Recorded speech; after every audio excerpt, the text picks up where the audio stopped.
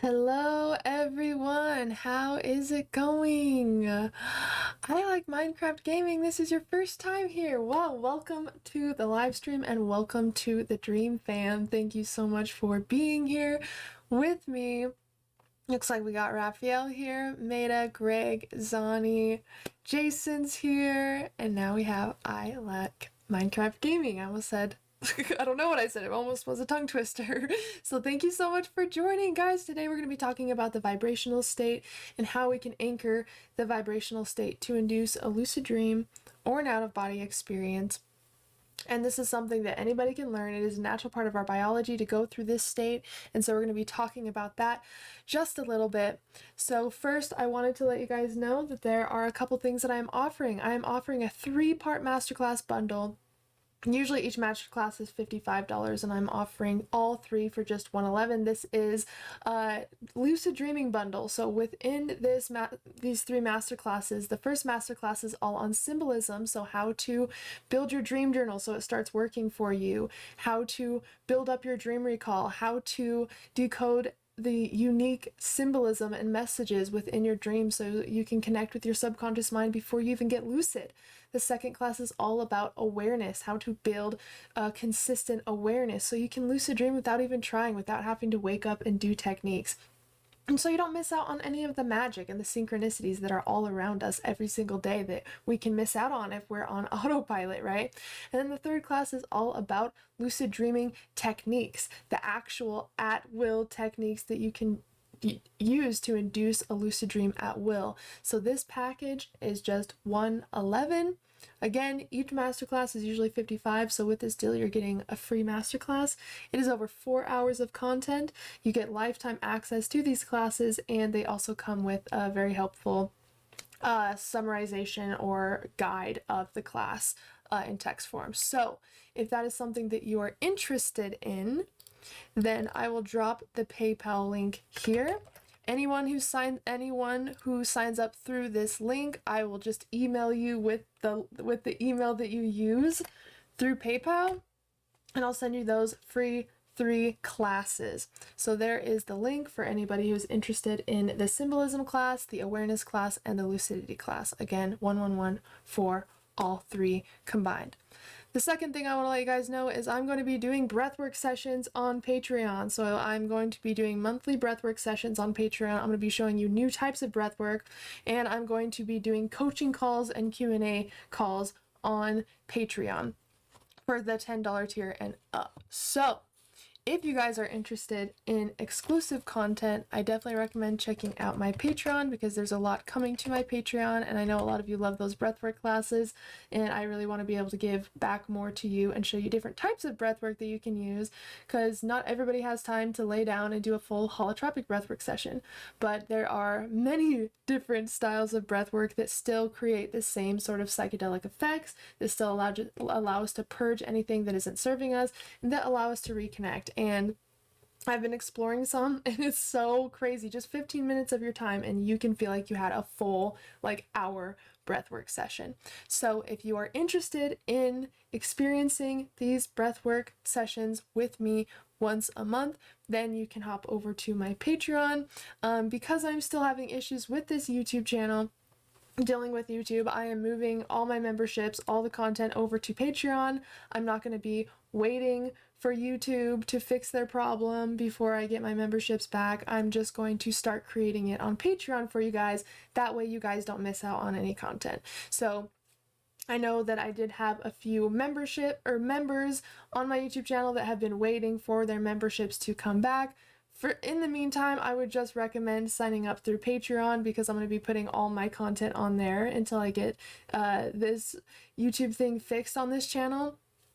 Also, because I'm having kind of some issues with YouTube, I still want to be able to make and create music for you guys and still create a lot of value through the work that I do online. So if you like the content I create on my second channel and you like binaural beat sleep music, please consider subscribing. We are almost to 1,000 subscribers.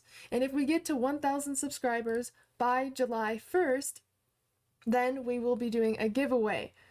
We are so close. We are so close to 1,000 subscribers. It would mean a lot if you can support me on there, because YouTube has been my main way to support myself, and it is my like main job, and it's been taken away for like 5 months because I've been having a lot of issues on this YouTube channel for things that aren't even my fault. So because I want to still be able to create for you guys, the support means so much to me. So if you're interested in the 3 classes, definitely let me know. That is just that 111 for all 3 classes, lifetime access. The Patreon, a lot of classes are going to be on there, especially the breathwork sessions, which I know a lot of you guys have been wanting more of. And then subscribing to my second channel, because once we get that channel monetized, I'll be able to make a lot more content for you guys on there. I'll be able to make a lot more content on here stress-free without worrying about the BS with YouTube, and it just means a lot that you guys support me and the content that I create, and I'm always here to help you expand and to help you dream and to help you grow. So I really do appreciate the support. Yeah, Greg, you can cancel whenever you want to on Patreon. It is just like memberships on YouTube. It's just on Patreon instead. So yeah, you can cancel at any time. You also have an option, like there's a minimum for each tier, but you can also choose what you pay as well. And you can also see the tiers and what's offered. The $5 tier, let me pull that up really quick. So with the lowest tier on Patreon, you get access to our members only Discord, which we're still growing. Your Patreon name is in the end credits of my YouTube videos, and you get early access to the content I create. The second tier, that's when you get everything included in the following tier. But with the second tier, you also get exclusive members only content that isn't available to everybody. So if you're just wanting to support me and get early access to the content I create and maybe, you know, have your name in the end credits of my videos, then you can just do the $5 tier. But if you're looking for exclusive content that isn't offered to everybody in the public, then you want to at least do the $10 tier and up. So again, it means a lot. I haven't talked about what's going on with my YouTube channel very much because I'm trying to get it figured out. But yeah, pretty much they took away my monetization due to reused content, saying that my channel is based on someone else's content, and all content that I make is educational. Everything that I post on here is properly licensed. If I use someone else's music in the background of my videos, this is me on this channel. You know, this is a reflection of me. And so it's been difficult and annoying to get figured out. And so it's been on pause for like 5 months. And so the other ways that you guys can support me really do help me a lot, and they do allow me to keep creating. And so again, even subscribing to my second channel really does help, because once we get to 1,000 subscribers, we can do that awesome giveaway, and I can put even more work into my channels for you guys, and also what I offer as well in my other offers, right? So hello, Divinity Void, how are you? Yeah, you can cancel. I know, yeah. So I've been trying to get it figured out tirelessly 4 months. And again, this YouTube channel is how I have supported myself for the past couple years. So I've had to figure out other ways to kind of make it work and still be able to create value, because it's really important that I show up for you guys, and it's really important that I keep creating, you know. So we're not going to let anything stop us. We're not going to let YouTube stop us, right? But again, I'll post Patreon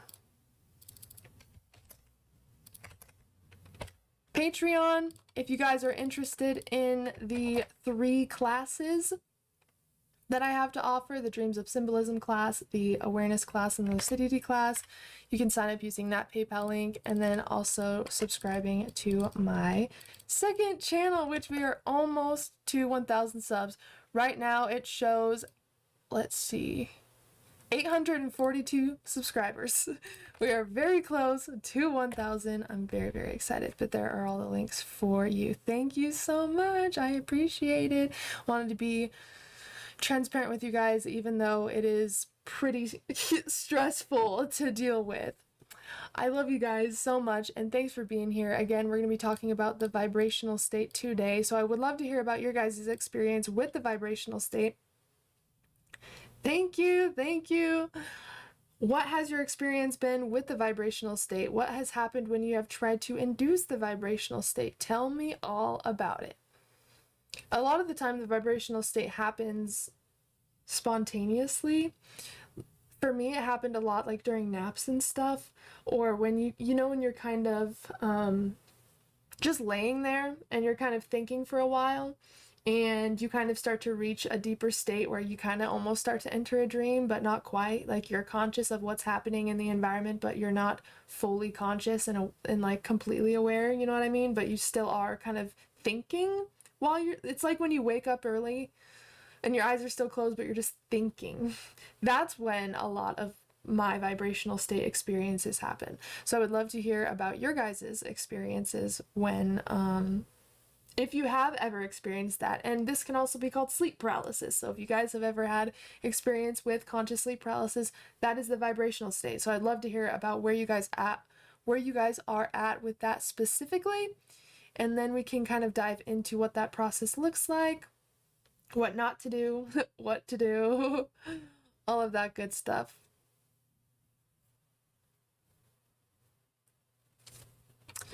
All right, let me see.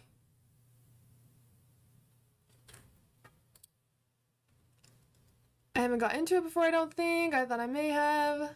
Oh yeah, I've been in that state. Yeah, I have to wake up early and try to get back to sleep. Okay, so with the vibrational state, there is a very specific symptom that we can experience with that, and that is physical vibrations. And this happens when we are staying conscious, but our body is falling asleep. So we're almost creating a separation between our body and where our awareness is. Usually our mind falls asleep before our body. But with this practice, you want your body to fall asleep before your mind. And so it's all about anchoring conscious awareness, but allowing yourself to be in a really relaxed state. So you almost want to be in a deep meditation slash light sleep kind of state. So you don't want to be in a state where you're really overthinking, where you're moving a lot, where you're really uncomfortable. You really want it to be kind of the state right before you fall asleep or right as you're waking up. That really deep kind of hypnotic state that we go into, that is the perfect state for sleep paralysis. So, or the vibrational state. We can use those terms really interchangeably. Yes, Eric, exactly. That's so funny. My grandma, who passed away, she loves Queen. Queen is her favorite, and I've been singing Queen constantly because I've felt her with me, and that is one of the songs that came on recently, so that's funny. Let's see. Okay, so I would love to hear your guys' experience with the hypnagogic state, because this is connected to the vibrational state. So have you ever been falling asleep and you see those really intense colors and those flashes of light and those images? What happens when you focus on that? Have you gotten a lucid dream from that state? Have you induced sleep paralysis at will from that state? I just want to hear where you guys are at and what you guys have experienced so far. Currently doing brain Scott meditations for energy and astral projection, and your reality shifting meditation as well. Oh, awesome, George, and thank you so much for being here. That's amazing. Yeah, I am excited to create more guided meditations. I would also love to hear what you guys would like to see as far as guided meditations. On my second channel, I'm mostly just doing binaural beats, like sleep music, but I have created some tracks where there's actual REM alarms. So there's like a REM alarm that goes off during one of your REM cycles, and it's just a chill singing bowl. It's not gonna like freak you out or wake you up. It's not anything crazy, but they're meant to kind of create that little bit of awareness, to kind of allow you to enter either a dream consciously or to wake up without having to use an alarm, just to kind of settle yourself back in and induce a lucid dream from there. So yeah, I also am releasing tonight. In about 30 minutes, I am releasing a reality shifting binaural beats sleep track on my second channel. And then again, like that's mostly just straight sleep music. And then on this channel, I don't want to post anything that could make YouTube question me, right? Oh, better not do that. So I'm waiting until I get my channel figured out before I continue to post my like some sleep music and like lucid dreaming technique music and stuff on this channel. So that's on pause for now, just so I can get that shit figured out and so we can move on. So right now I am posting all music, all everything on my second channel, but it will be coming. But yeah, REM alarms, I thought that was, and it's great. It definitely works, especially if it depends, you know, if you're a light sleeper or kind of, you know, where you are at on that spectrum. But just hearing that, like, and it's a pretty loud singing bowl noise at the 4.5 hour mark and 6 hour and 8.5 hours, so your longest REM periods, but it's not enough to like startle you out of sleep. It's just enough to kind of wake you up, allow you to have a little bit of conscious awareness, and then you can kind of carry that into your techniques. And that's all you need. If you see, there's a theme here. It's all about awareness. There's not a lot else that you truly need to do aside from being really relaxed, hopefully targeting REM sleep, and then just keeping a slight conscious awareness while you carry it into sleep. And that's really the hardest part, is staying aware and relaxed while your body falls asleep. But you will start to feel the sensations of your body falling asleep. I know we wanted to touch on the rollover signal as well, and this is kind of a process. It all is kind of connected, so we'll be getting into all of that. Awesome, Greg! Thank you. So good to have you. So good to have you. I appreciate it. There will be lots of amazing stuff on there. And again, for anyone who is just tuning in, I am going to start doing some breath work sessions and live coaching calls and all that good stuff on Patreon. If you're interested in that, just sign up for the $10 tier or up, and you will have access to members only content. Okay, let's get into the topic. Never seen the hypnagogic state, only the void. So if you've ever kind of started to fall asleep or close your eyes and you start to see some colors kind of form, or you know, imagery start to form, you know, as long as if it's not completely black when your eyes are closed and there is some sort of colors forming, then that is technically the hypnagogic state. And the more we can anchor awareness in that state, whether we count, whether we repeat an affirmation, whether we anchor our awareness into a sound that's in our actual environment, like the fan or the TV or whatever it is, if we can carry that awareness in to our state, then we can allow the body to fall asleep while we remain conscious. Once we get past the hypnagogic state, that's when we're going to start feeling some symptoms of the rollover signal. So we're going to talk about kind of my favorite way to induce the vibrational state, and what that process looks like for me, so you can see the phases of the process. I have had light visual hallucinations when I'm tired and between naps, back and forth between sleeping and wakefulness. I always thought it was more of a true sight phenomenon, maybe not. So I want you guys, well, I'm sure you guys know, but when you like rub your eyes, like from just coming back inside or like whatever in the morning, you start to see all those colors and like geometric patterns. Have you guys ever seen that? And you can even see it if you just kind of put slight pressure, just a slight pressure on your eye sockets. You can also see kind of colors and different geometric shapes and patterns. That's kind of what hypnagogic imagery looks like. And the more that you just stay present in it, and allow it to happen, it's going to turn into dream scenes, and it's going to develop outside of just the colors and the imagery, but it's going to develop into full scenes and a dream that you can actually get conscious in. Is there a difference between being aware in a dream and being lucid in it? So lucidity is a spectrum. So lucidity really is just about awareness of the fact that you're dreaming, but we can have spectrums of awareness within the lucid dream. So for example, The first level of lucidity is non-lucid. This is a completely normal dream where you do not know that it's a dream. And then we have pre-lucid.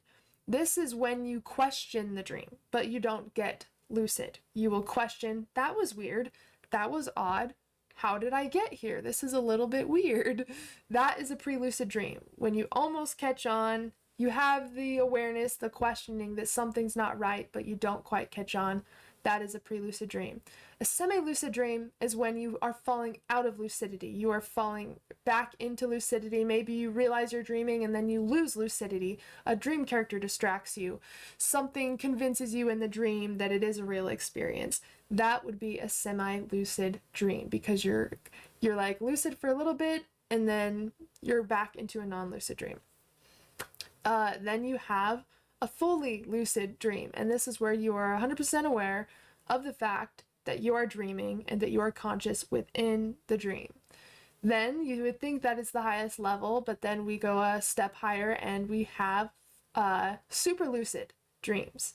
And super lucid dream is where you are obviously 100% aware of the fact that you are dreaming, but also you are so lucid that things happen extremely easy. You don't need to try to fly to a new location. You can think about it and appear there. You can walk through walls. You can hold out your hand and manifest something directly in your hand, right? Without a lot of work. And lucid dreaming, we're fully aware, but we may not be able to have the ease of moving through the experience, teleporting somewhere, spinning around and being in a different location, right? That all really comes from being super lucid. And the way we can have more control in our dreams is by having more awareness. So we always want to be trying to cultivate more awareness that we can carry into our dreams. And again, one great way to carry awareness into your dreams is to practice inducing the vibrational state, because you're really practicing liminal dreaming, because you go through those liminal states before you get in the vibrational state, right? If we fall asleep in the hypnagogic state, then we're not going to get to the vibrational state. So it's necessary for us to maintain that awareness through these different dream states and states of consciousness. So how do you ask questions when you're dreaming? Anything that you do in waking life becomes a habit, and our habits show up in our dreams. Even if they are unconscious habits, they show up in our dreams. So if we have a habit of just kind of going through the motions during the day, then we will go through the motions when we are dreaming. If we are used to assuming that we are awake, then we will dream of also assuming that we are awake, and we won't question anything. So it's not that's how you can control what you do in the dream, is by doing it in waking life. However you want to be in your dreams, you need to be in waking life. So if you want to be more critical in your dreams and actually realize when something's off, then you need to build that skill in waking life and start questioning when something is odd, or when something happens that you didn't expect, or something out of your ordinary day happens. That's kind of how we build that awareness and that critical thinking, and we carry that within the dream. Hello, Erin. How is it going? So good to see you. How has your week been? Exactly. The best technique really is lucid living. There is so much magic all around us, and the more that we can tap into that and be aware of that in waking life, the more we can experience that within the lucid dream. And so really, this practice is really teaching us to be more aware and conscious when we are awake, and that will naturally carry into the dream. We can't really dedicate to lucid dreaming but live life unconsciously. It doesn't really work that way. Lucid dreaming really is helping you build a lifestyle of lucidity and awareness.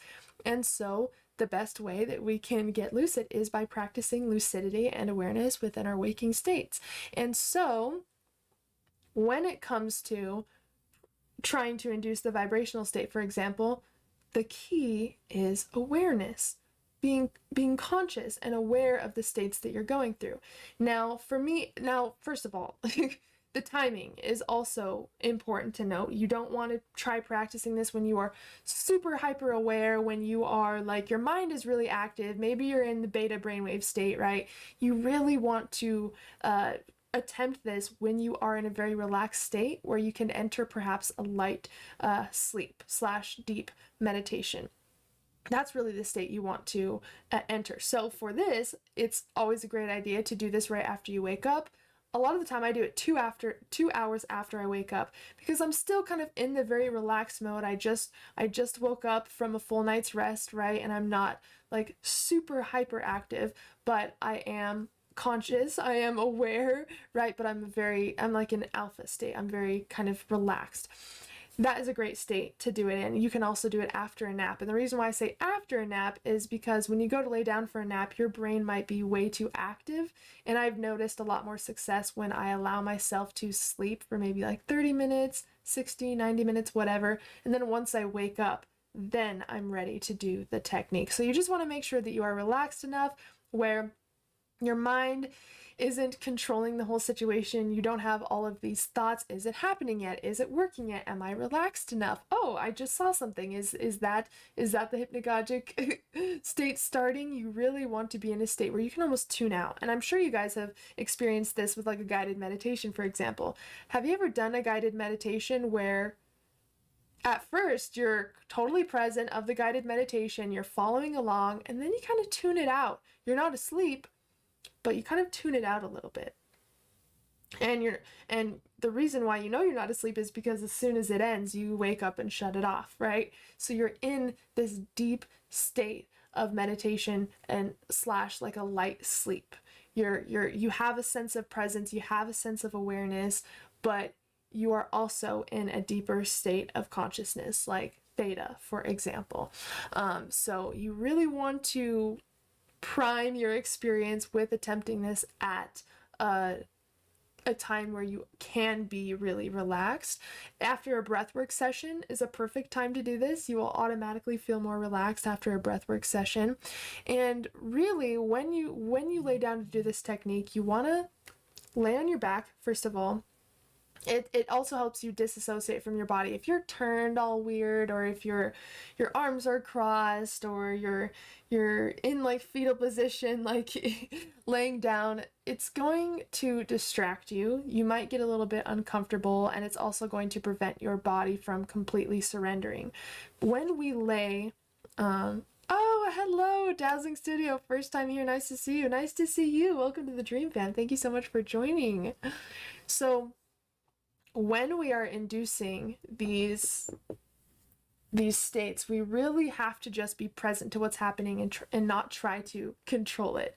So the first thing, of course, is just to make sure that you are relaxed enough. Again, after a breathwork session is perfect if that's something that you do.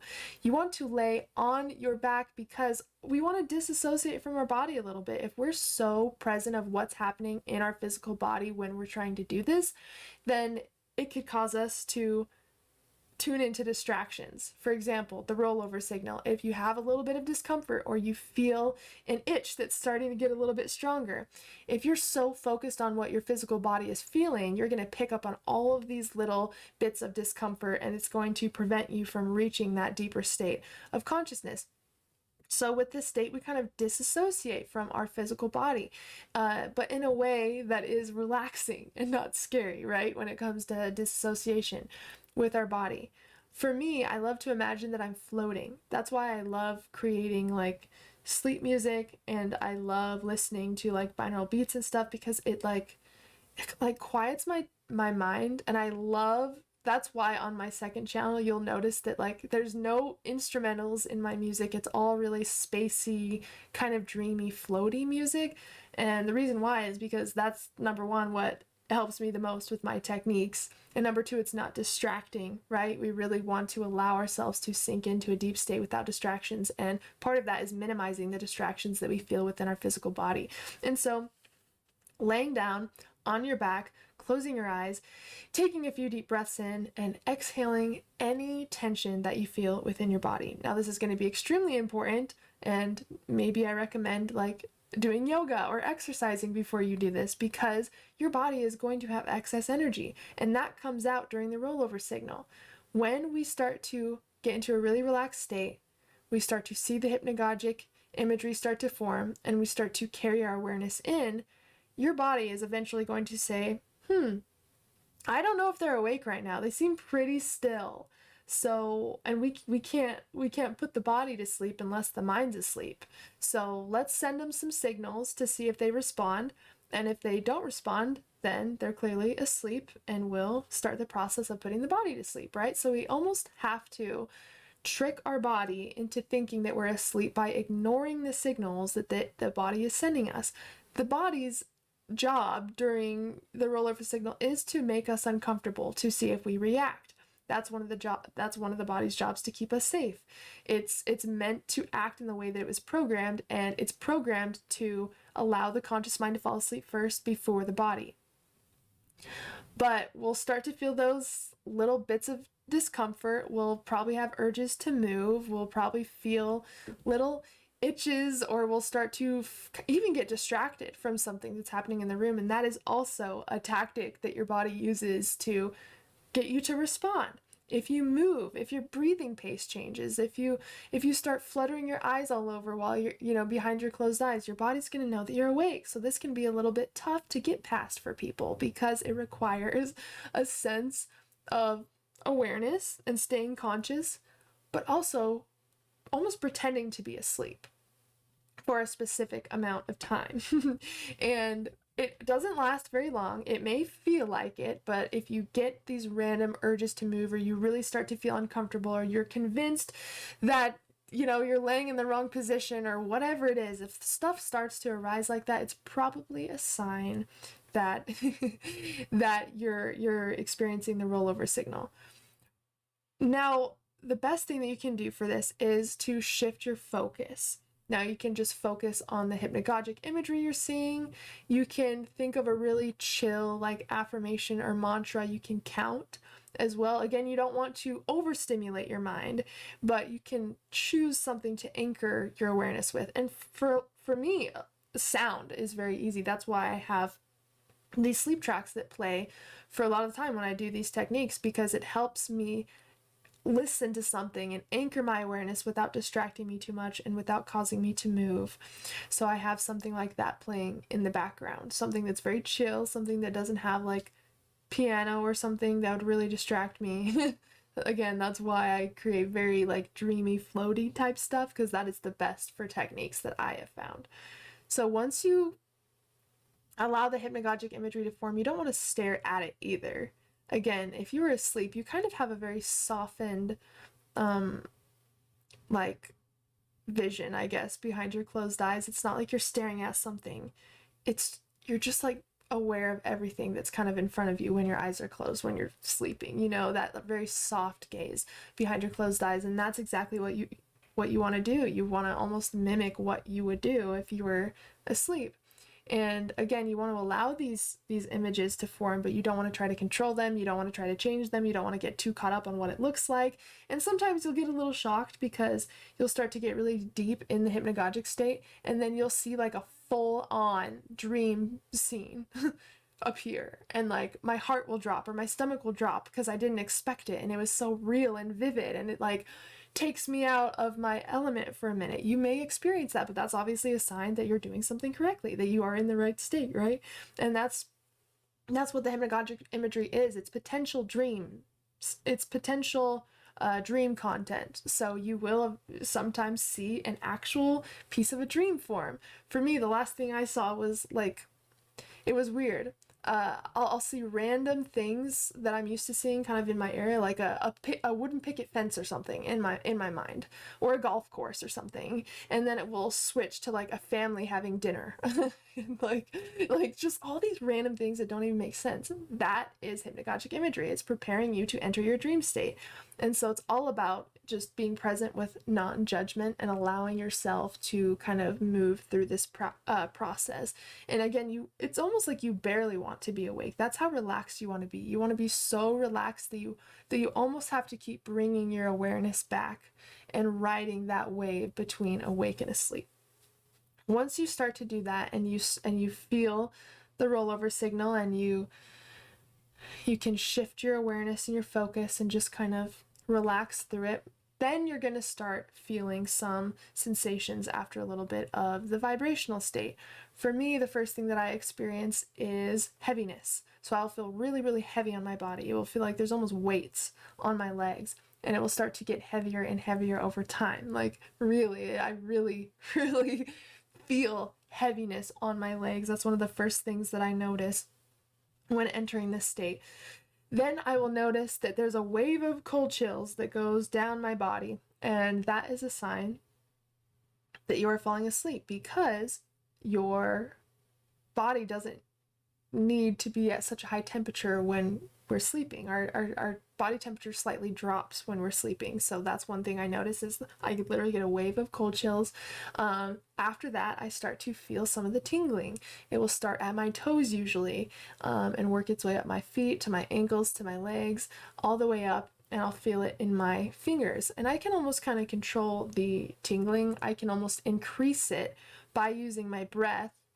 I'll imagine the out breath kind of goes down to my feet and kind of carries those tingling sensations, the vibrations, up my body.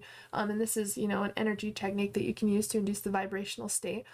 Some people will imagine like a little ball that kind of goes in and out with your breath, and it starts to get bigger and bigger, and then you can almost imagine being like immersed in this energy ball, and it just sends like a wave of vibrations down. So a lot of this is visualization as well. You can really trick your body to entering this state with strong visualization, but of course you want to visualize and amplify the sensations that you're already experiencing. It wouldn't work so well if you weren't experiencing any physical sensations and you tried to imagine it, but if you're feeling a little bit of something, then you can anchor that and kind of increase it through the body, if that makes sense. And so I play a lot in this stage with kind of visualization, and once I start to feel some of the sensations of sleep paralysis, so like the heaviness, the drop in temperature, my diaphragm will slightly collapse because we don't need to take in as much air when we are sleeping, and that's when a lot of people panic because they think that someone is pushing on their chest, someone's in their room pushing them down. And of course the brain is not used to seeing the body fall asleep. It's used to being asleep first before the body falls asleep. So when the body is falling asleep and it's going through its process, the brain's like, holy shit, what's going on? Like, that's really weird. I can't breathe. What's the sensation? What's happening? Because it's not used to seeing that process. The brain is usually the thing that falls asleep first, and then the body follows. That's how the body is programmed. The mind falls asleep, goes in the process, and then the body follows. But because we're switching it, we have to retrain ourselves how to observe this process without interfering. That's the thing, is knowing that you're safe, knowing that it's a natural part of our biology to go through this process, and you're completely safe, and there's nothing that's going to happen to you, really. And these sensations can be really intense. You're accessing another part of your mind. You're training yourself to literally leave your body through awareness. It's not going to be something that you're completely used to. You know, you're seeing a whole different side of you, and how we go through our sleeping cycles and how it affects the brain. You know, you're becoming conscious of that. So the best thing you can do is relax and use your mind to your advantage when you're going through these states. For example, like I said, I love to imagine I'm floating in space. That is like my happy place for some reason. Like, a lot of the stuff I paint is galaxy and space. Like, my comforter on my bed and my pillowcases are nebulas in space. Even like the background of my phone, like everything is like spacey and like starry and just like colorful, and that's just my safe place. And so when I meditate, I always imagine, like always almost, when doing these techniques, that I'm floating in space. And that also helps us disassociate from our physical body, because if our brain believes that we are floating, we will feel like we're floating. Our brain cannot tell the difference between something we are imagining, something we are dreaming about, or something that is actually happening. So when you imagine that you're floating, your brain will start to feel like you are floating, and you will feel the sensations of actually floating. And that's how you can shift your mind out of your body, right? Because you're experiencing something that isn't happening in your physical body, right? Your physical body is experiencing the surface that you're lying on. It has the heaviness of being your physical body. But when you imagine floating, when you imagine disconnecting from that, then you experience a whole different set of sensations that kind of really help amplify the experience. And the biggest thing, it depends if you're going to use this for a lucid dream or an out-of-body experience. And let me just go upload the video on my second channel at 7 o'clock. But it depends if you're using this for a lucid dream or an out-of-body experience.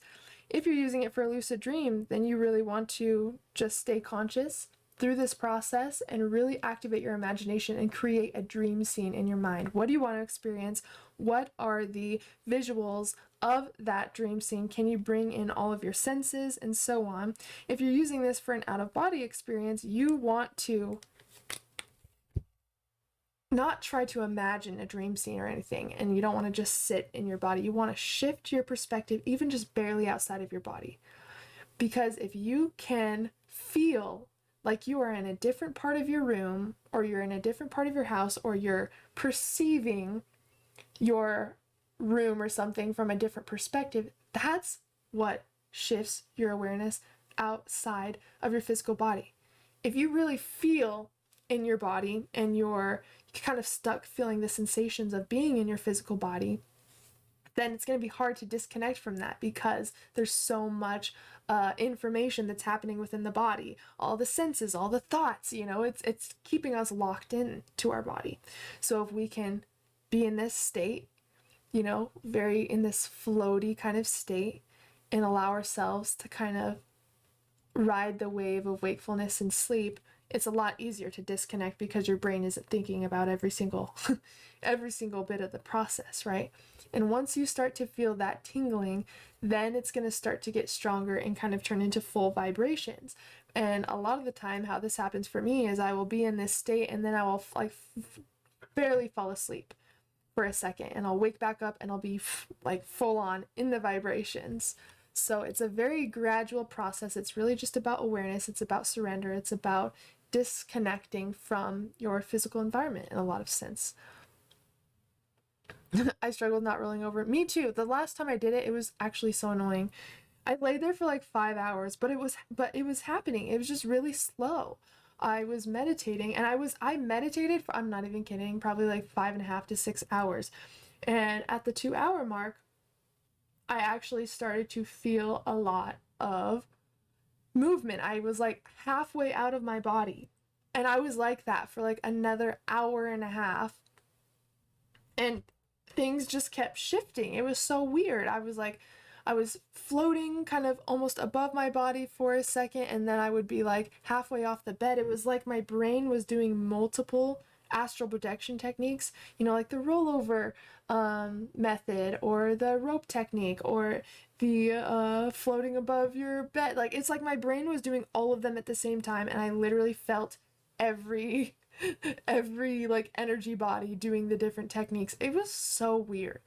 And then maybe my dog felt like something was wrong or something, because shortly after, when I was like actually getting out of body, he, like, I don't know, the door was closed, I don't know what happened, but he literally burst in, like barges in to my room, and maybe he just felt the energy shift of me actually like leaving my body or something. But I definitely agree with the struggle of not rolling over, especially when you've been laying there for a really long time.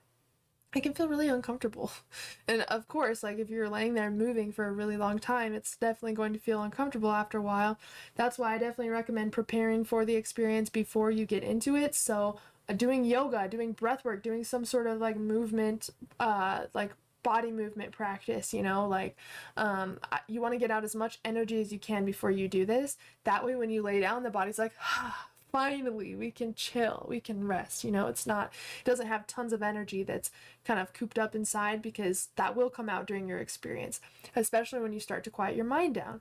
Your mind's gonna have, because we didn't get rid of excess energy before the technique, your mind's gonna have a lot of extra shit that it gets to focus on and distract you with. Oh, my arm hurts, oh, my back hurts, oh, like this pillow isn't working, or, you know, whatever it is, your brain will find something to distract you with. So it's best to really set up your environment, set up your body, set up your mind, really put yourself in a deep relaxed state. Again, yoga, breath work, Sometimes I just do a sitting up meditation for like 5 minutes beforehand or whatever.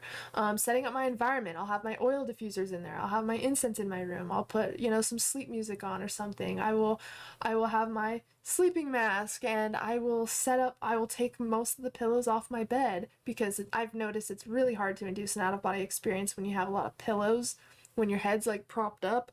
So, and that also distracts you from trying to imagine that you're floating. Because you're trying to imagine that you're floating, but your head is like pushed down because of your pillows. It's going to be really hard to do that. So I take off pretty much all pillows, unless it's like a very flat one. I have like a very light blanket, but still enough to keep me like warm, because I get your body temperature will drop during these techniques. So I always recommend having a blanket or something. And I also spread out like my legs and my arms so I can feel like I'm floating. So I'm not crossing, I don't have like, you know, when you can kind of, when your foot is like squished at the end of your bed because of your blankets too tight, you know, you don't want that. You want it, you don't want any pressure, any type of tension on any part of your body. You really want to take time to set up your environment. This isn't something that I would recommend just like going right down to I'm gonna go lay down right now and try to induce it. I would, if you're gonna spend the time trying to induce it, I'd for sure set up your environment and your mind and make sure that you're prepped for the experience. But really, I would say the most difficult part is just learning to kind of allow our mind to exist without focusing on every little thing that's happening, you know, and we're not used to observing ourselves going through that process. And so the brain kind of can take a little bit of, it can take some training at first, but it's everybody can do it. Definitely. And it's really just a shift in your mind and making sure that you're in a relaxed enough state to actually get there. Let's see. Yeah, right. I know. I read a little while ago about focusing on a specific colored shape while falling asleep to help induce this kind of state, something that has meaning to you. I love that. I actually do that as well, but I switch the shapes, if that makes sense. So, but I do agree with that. I'll imagine like a cobalt blue triangle or something, for example, and I'll imagine it until I can see it and it seems really, really real. Then I will try to like move the triangle. So now I'm trying to make it into like a 3D image of this like pyramid. And then once I have that down, maybe I'll change the whole item and I'll try to imagine like a rose or something. This is the way to anchor your awareness. It's a way to activate your creative mind. And it's also a way to start working with your mind to induce certain imageries. And that's actually going to be very beneficial to you once you are in a lucid dream, for example, because you've spent so much time in meditation creating these shapes in mental rehearsal, being able to move around them and really bring them to life, and then how to switch them to something else. So now you're really getting good at working with your mind, and that will really help with the lucid dreams that you have and any visualization practices that you do. So yeah, I would definitely recommend doing that. Let's see. Sometimes in the middle of the night when I'm sleeping, I feel the vibration and I feel myself floating up to the ceiling, and then I will float back down. Yeah, sometimes it happens to me when I'm like barely awake. I'm just kind of in a very light thought, you know, right before you're asleep. And then I'll just feel the vibrations happen. And sometimes I won't do anything because I'm so almost unconscious of it. I have a little bit of conscious awareness, but I'm like almost asleep, so sometimes it's like hard to be like, oh wait, it's happening.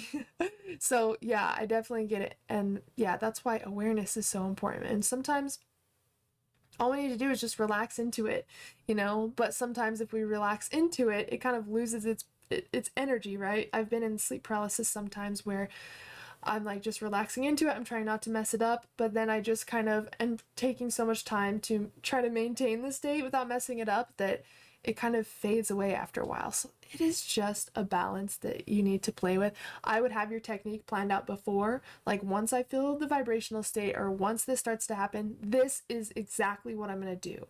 Because I can't tell you how many times I've been in that state and I'm like, okay, which technique should I do or what should I do? And there's so many options, you don't know what to focus on. And so I'm like, okay, I'll start with this one. and then if it doesn't work after a while, I'll move to this one. You're using too much of your mind at this point. You're using too much mind power, and it's gonna take away from your experience. So I would put in place the technique that you are going to use when you induce that, and I would stick with it, and I would keep working with it.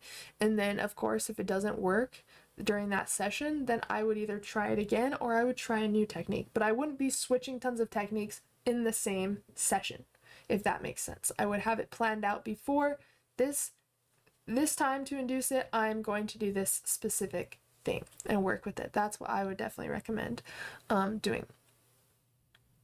Is the tingling like your finger falling asleep? Yeah, so it feels like almost, yeah, like your foot falling asleep or something. It has like that tingly kind of, that's how it starts anyways. It starts kind of like tingly, like you feel like your foot fell asleep, or you kind of knocked your elbow on something, you know, your funny bone, that tingling.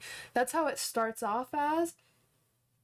And then the best way I can describe it after that is literally vibrations. It goes from like a light, you know, that tingling we were talking about, to a very consistent, like vibraty feeling, almost like your phone was going off or something, but it was coming from inside of your energy. It's very hard to explain it, but literally whoever called it the vibrational state, that's the best name that I could come up with it as well, because at first it starts, you know, like a light kind of like tingly feeling that's very kind of like loose and, you know, open, but then like the vibrations definitely are like a fast-paced, very consistent vibration, so fast that it's like you don't feel the waves of it. Does that make sense? It's almost like brain waves.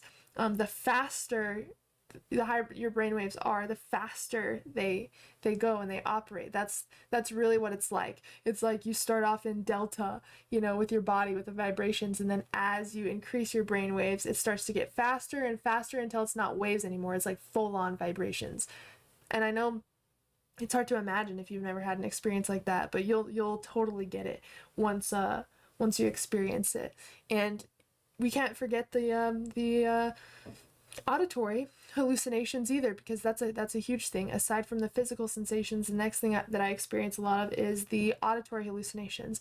I will hear my closet door opening and closing. I will hear, you know, footsteps sometimes, and it's not scary. I know it's because I'm in sleep paralysis, and anytime I've woken myself up, there's nothing there. I'm fine. You know, it's just because you're half dreaming, and because we're half dreaming, we feel things that aren't happening to our physical body. Our brain is in an altered state. Sometimes I'll hear people talking to me, or I could think of a question or something, and I'll hear someone respond in my physical environment. It's never scary. It's always like really interesting, because once you study this, like, you get really fascinated with how it works, why, like, you know, what am I even tuning into? And it's really cool. And it's it's weird. Most of the time I don't even see anything. It's always like physical sensations or like something auditory.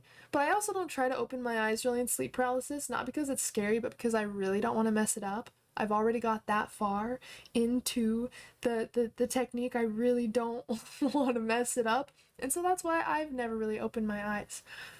And the only time that my eyes have opened in sleep paralysis is when I have no control over it and I can just see through my sleeping mask. And that's because you're seeing through your astral eyes. So once you get into the vibrational state for a while, you may start seeing your room through your closed eyes. And I'm telling you, it is vivid. You're going to wonder, you're going to ask yourself, why in the hell are my eyes open when I'm trying to induce this experience? What the hell am I thinking? I'm going to mess it up. And then you feel that your sleeping mask is on. You're like, oh, okay. You're seeing from a whole different, you know, you're seeing through your energy body. And that tripped me out the first time. That really tripped me up the first time that I experienced that. And while you're doing this, you can also imagine seeing your room. You can imagine being able to see your room and see your ceiling. And a lot of the time that will kind of manifest. So what you do in the vibrational state really does matter. I wouldn't just sit in it and wait. I would either imagine seeing your room from where you're laying down. I would imagine your physical body moving. I would imagine standing at a different point of view in your room and like looking at your bed, like shift your perspective, right? And we've done this technique before. close your eyes right now. Everybody close your eyes just for half a second. I want you to close your eyes and feel the area in which you're sitting. So you're watching this live stream with me. You're in the same place that you started this video. But now I want you to imagine that you're in the room next to you. So maybe you're sitting on your couch in the living room. Maybe the room next to you is your bed. Maybe you're in your kitchen. I really want you to just tune in and imagine that you are in that other room. Once you can imagine that you're in that room, what would be in your surrounding area? What would be to your left? What would be to your right? What would be in front of you? And really tune into being in that other area of your room. Eventually, you can start to feel the energy of that room, right? When we close our eyes, we can feel the space that we are in. You can open your eyes now if you'd like. So that is just simply like how we can shift our awareness. Physically, you are here, right in front of your computer or watching me on your phone, right? But in consciousness, you were somewhere else. In consciousness, you were in another room. That is exactly the skill that we want to build. You want to imagine being in that area so vividly that it actually does feel like waking reality. That's exactly what you want to do. That's the skill that you want to build. So we want to be able to perceive from a different perspective. And again, your brain can't tell the difference between something you're imagining and something that's actually happening. And so if you can imagine and mentally rehearse standing in another area of your room, then you will physically feel yourself there. And if you are in the right state, you will literally open your eyes and be in that other area. So what you visualize and what you really tune into, that's kind of where you're going to like wake up, for lack of a better word, when you actually get out of your body. It's all about playing with perception. Perception is everything, especially in these techniques. And your senses are what allow you to shift your consciousness and experience these different planes. What you are able to imagine and what senses you are able to attach to that imagination, that is your fuel for exiting the body. That is also your fuel for reality shifting, for shifting your life in waking reality, like tuning into a reality so vividly that your brain believes you're actually there, and we can shift our consciousness just from that. Oh yeah, and by the way, I don't think I've talked about this. I have a reality shifting mastermind that's on July 25th, and for 4 weeks we'll be doing tons of work together for reality shifting. There's going to be weekly classes. You're going to have access to a Telegram group coaching chat.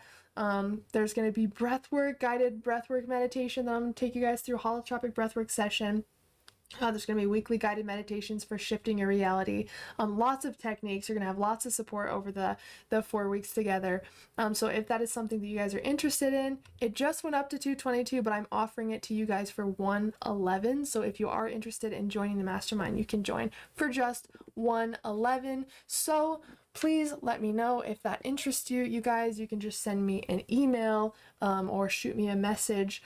And again, the mastermind is called The Shift, and I'll get you the information to join. But I just want to mention that since we mentioned reality shifting and that mastermind is coming up. Let's see. I did a visualization following your guided meditation a few nights ago, and when I went to sleep, I had a vivid dream about the thing I visualized. It works. Absolutely. See, thank you so much for sharing. I love that. Yeah, our visualization is so powerful. What we imagine becomes fact, even when it comes to our physical reality. If you can imagine feeling successful, if you can imagine something actually going your way, if you can really feel the relief of that, then you will create that in your physical reality. Lucid dreaming and out-of-body experiences is no different. Your reality, whatever reality you're in, whether it's in your dreams, in your astral travels, in your physical reality, whatever you can imagine and assume and feel and experience without having physical proof in front of your eyes, then that can manifest. So yeah, I love that you said that. Let's see. Let me see. Can you feel walls during astral projection, or do you just float through them? It really depends on your awareness. It's kind of like just like a lucid dream. Sometimes you'll try to go through a wall and you'll hit the wall instead, or not be able to go through. And other times you'll be able to float right through. And this really does come down to like awareness, but also the beliefs that we have. Because our brain thinks that we're awake when we're lucid dreaming, if we try to go through a wall, our limiting beliefs are going to show up. And our brain's going to say, no, we've never been able to walk through a wall, so it wouldn't make sense for us to do that now, right? But the more awareness we have that anything is possible within these states, the easier it is to walk through walls, to fly, to do these different things. So it really depends, but you can feel walls during an out-of-body experience. They feel very, very weird. Like, it's so weird. I don't know how to explain it. You, in an out-of-body experience, it's like you experience reality on like a molecular level. You can feel all of like the energetics of the wall just vibrating as you put your hand through. Like, you can see like almost like all of the atoms that make up your body. It's like a very weird experience. And because this reality is based on like energy, you can see the energy within everything. It's literally like your awareness is being shrunken down, and you can see like molecular structures in your environment, and it's like really, really crazy. But yeah, you technically can feel walls during astral projection, but it probably won't feel the way that you expect. I'm gonna hate the audio hallucinations, even though I know I'm in sleep paralysis. That's honestly one of my favorite parts, and I'm not gonna lie, like my heart beats really fast in those states. At least it feels like it beats fast. Like when you get into sleep paralysis, it feels like your heart is pounding, but I've tested this and I've like woke myself up right then and put my hand on my heart, and it wasn't beating fast. So it's probably, I've heard from people, I don't know, that it's like your heart chakra, because that's kind of where we project through. I don't know if that's true. All I know is it feels like my heart is beating out of my chest, but every time I check, it never is. So I definitely get it, that it can be a little bit like shocking, especially your first time. I can't tell, I like ruined the first handful of my out-of-body experiences because I just didn't expect it to be that real. I did not expect it to be that real and that vivid. How long do you have to wait to stay still? It really depends. It really depends how relaxed you are. If you are trying this after like an hour of waking up and you feel very relaxed, then it's probably going to happen pretty quick. If you're trying this when you're really, really awake after a long day of work, or like in the middle of work, or whenever, like it's all based on how relaxed you are and how much you can kind of disconnect from your physical body and your thoughts. It's going to be very hard to project if you're constantly thinking, if you're thinking about what you got to do, what you got to make for dinner, like that stuff is going to distract you. So it's like when you do a guided meditation, you follow along with guided meditation, you kind of zone out a little bit, but you wake up halfway through the meditation, or that's the state that we can astral project easiest in, because we're conscious, but we're not attached to anything happening in our environment.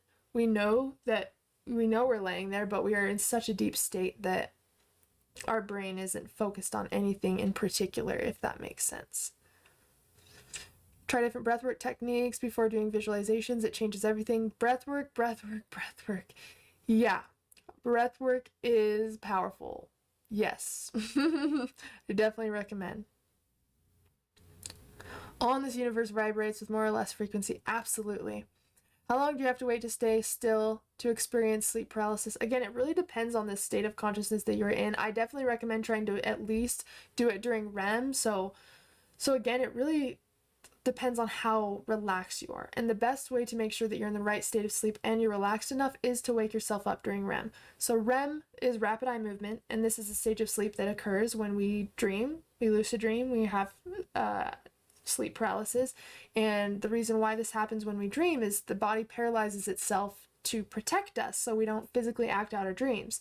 So if we want to experience that process consciously, we need to wake up in that sleep stage. And so it happens every 90 minutes, but the first couple REM periods are extremely short. They're like a minute long, like a couple minutes, and so it's going to be extremely hard to target. So I definitely recommend going for your 4.5 hour mark. So again, this is sleep. So if it takes you 30 minutes to fall asleep, you want to set your alarm for 5 hours to make up for that 30 minutes. But the 4.5 hour mark is one of our longest REM stages. And then of course 6 hours and 8.5 hours. It goes in 90-minute increments. Those are the hours that I would probably recommend waking up for your technique the most.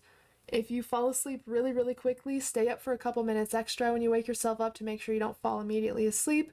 And if you are really, if it's hard for you to get back to sleep, then you can just stay in your bed, wake yourself up, but allow yourself to go back into the state shortly after you wake up.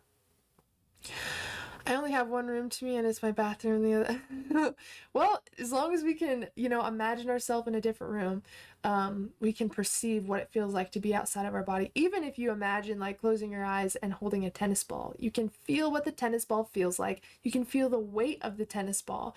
And if I told you to now take that tennis ball and turn it into a golf ball, you can feel the difference in your hand, right? So that means it is real. It is real because you just experienced it in consciousness and using your senses.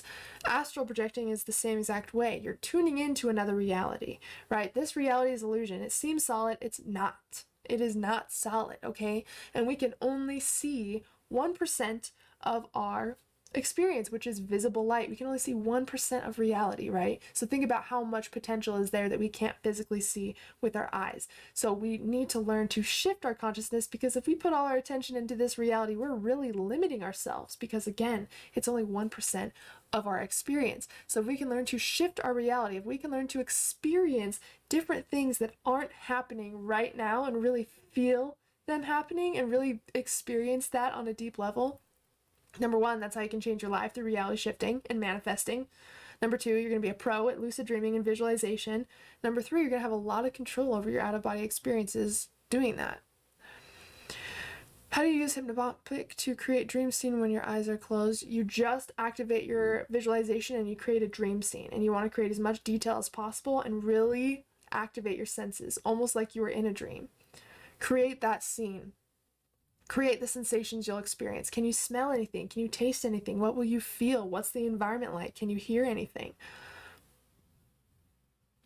Erebus, how are you? I haven't seen you forever. Oh my gosh, I saw your name and I was like, what? But it's like Haylee said, it can take hours, sometimes much quicker, depending on how tired, motivated, or relaxed. Yep, exactly. How are you? I haven't seen you for so long. I hope that you're doing well. Are you in the Telegram chat? I'd love to chat with you and see how you're doing. Also, can babies see you during astral projection? So I've astral projected because the baby saw me. A couple was fighting, but then I noticed the baby and got distracted because of the cuteness of the baby.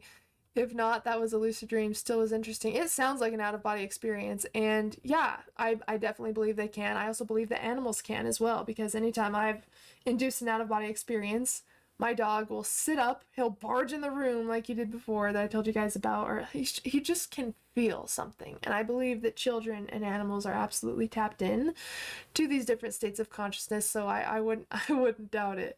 Yeah, no. Yeah, it's probably true. Yeah, and I believe that all of us can, and even like the experiences I had when I was little, weird. Like, you wouldn't even believe it. The paranormal weird experiences I had when I was a kid, I would have nightmares when I was awake, like before I even slept, and like they would be like nightmares on my ceiling, almost like a projector. Like, what? And I tell people this now, and it's like, what are you talking about? One time I was awake when I was little, and I was holding a huge like teddy bear off my bed because I couldn't sleep, the ones that are like almost the size of you, and I kept trying to get him to balance on his feet, and obviously it's not going to balance on his feet, right? Because he's made of cotton and it's a teddy bear. But I kept balancing this teddy bear up over and over. I'd pick him up and really try to balance him, and then one time I let go and he stood up, and I was shocked. I was so shocked. I was frozen in fear. And then all of a sudden, I'm not even kidding, I was 100% awake, and I will fight anybody on this till the day that I die, because it is so true. And he was standing up, and then all of a sudden this, like, my teddy bear like tried to hug me, and it had the force of a real person. And I remember trying to push this like teddy bear away from me, probably for like 5 seconds, 6 seconds, and then all of a sudden it loses its power, and like I push it and it flies across the room and just lands on the ground, and I am like sitting frozen for a sec, and I run out screaming and crying to go to my mom. I'm like, what the hell was that? And this weird shit happens to us when we're kids all the time, right? And so those weird paranormal experiences I had, I don't doubt that maybe I saw someone astral projecting and I just didn't know, you know, like the stuff that happened to me when I was a kid. And I wonder if it's like that for everybody. Like, did you feel just like so close to the veil, like, you know, between this reality and other realities when you were little? Like, it was so crazy. I literally felt, it was so weird. I don't even know, dude. It's so true that we literally come into this universe as magical, like intuitive beings, because the stuff that I experienced when I was a kid, like, I would always like try to tell my mom or something. And of course it's hard to believe, but it's like, it makes us confused because we're like, wait, what? Who am I? What is reality? What is happening? And why does no one else see this? It's very confusing.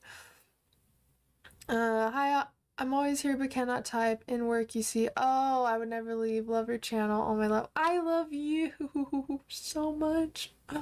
Thank you for being here. You're very sweet. I love you. I'm glad that you are here with me. Teddy bear lives matter. Dude, it was crazy. And now I still have huge stuffed animals. I literally have this dog that's almost as big as me, this huge stuffed animal dog that I got a while ago.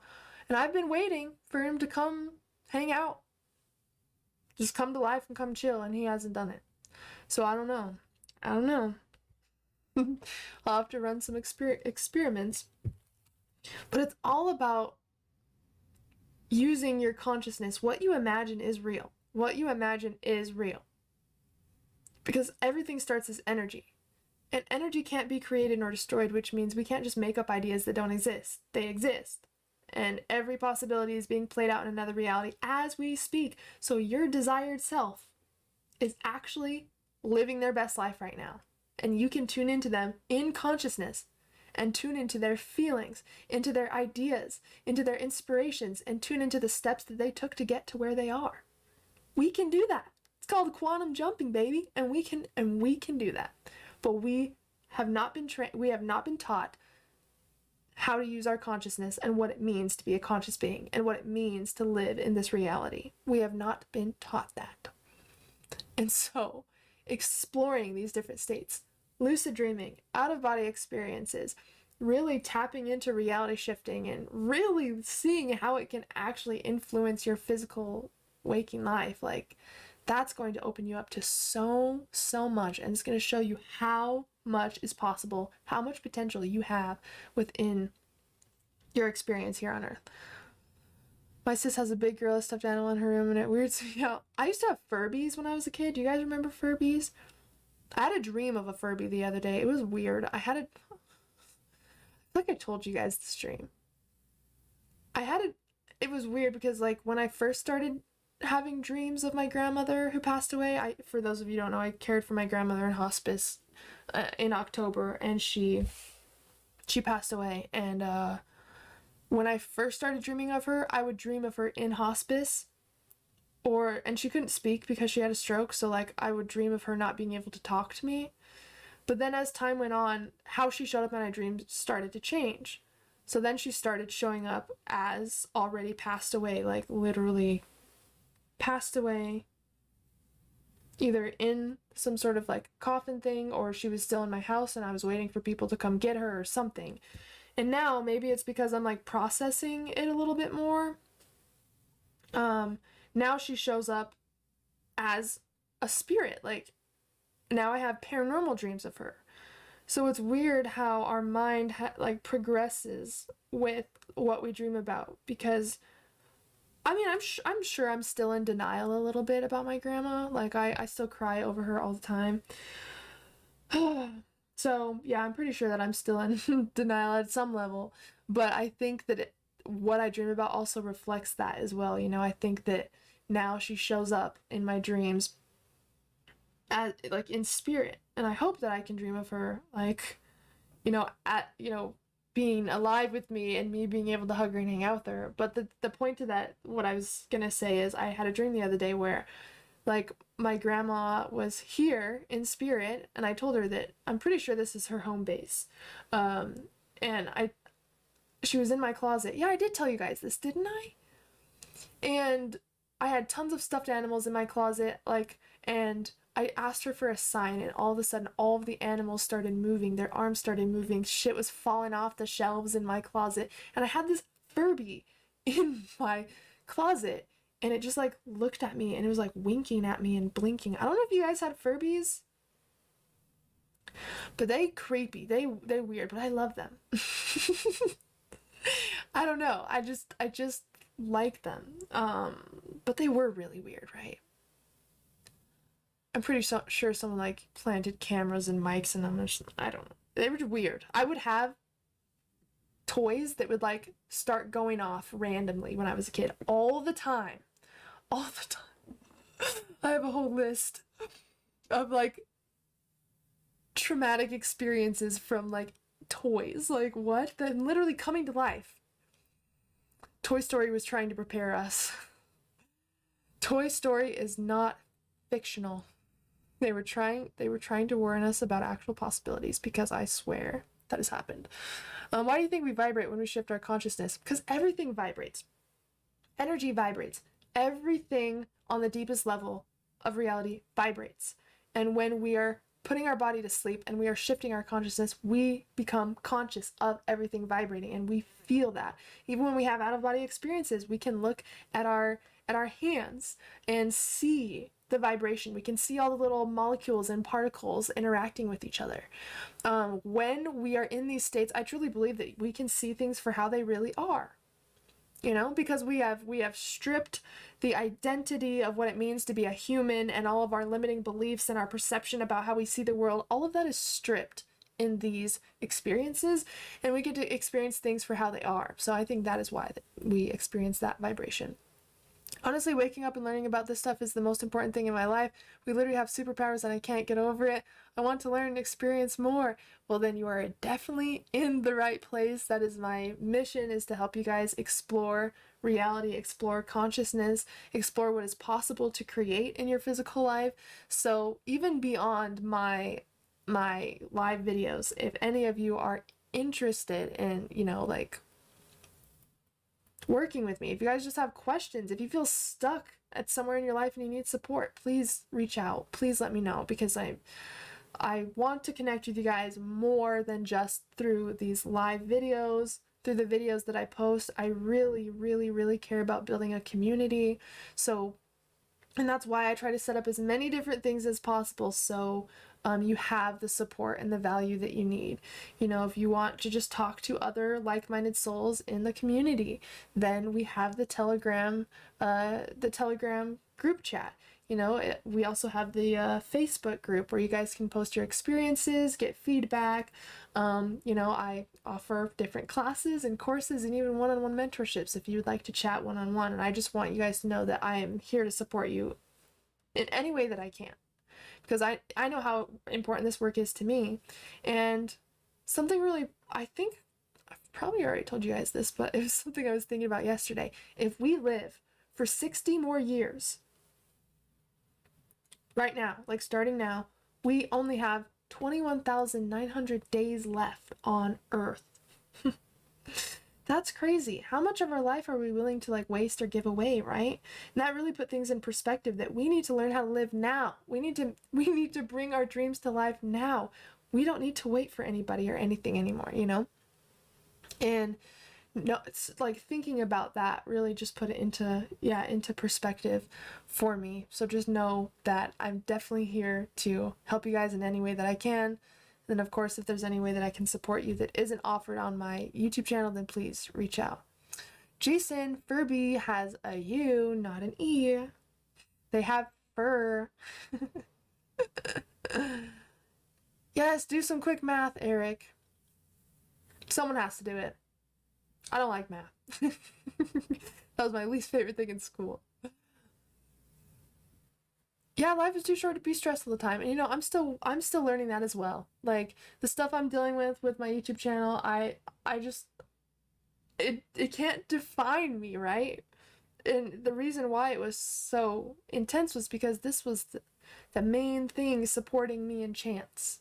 The main thing. And so because of all these issues, it's been paused for like 5 months. And yeah, I've been like I've been a little bit stressed out, but I think that when we put into perspective that everything is always happening for us, that of course something can seem like a problem, but if we zoom out and we actually step out of this limited human thinking, that there is so much that's being created for us, and we can only see what's right in front of us, right?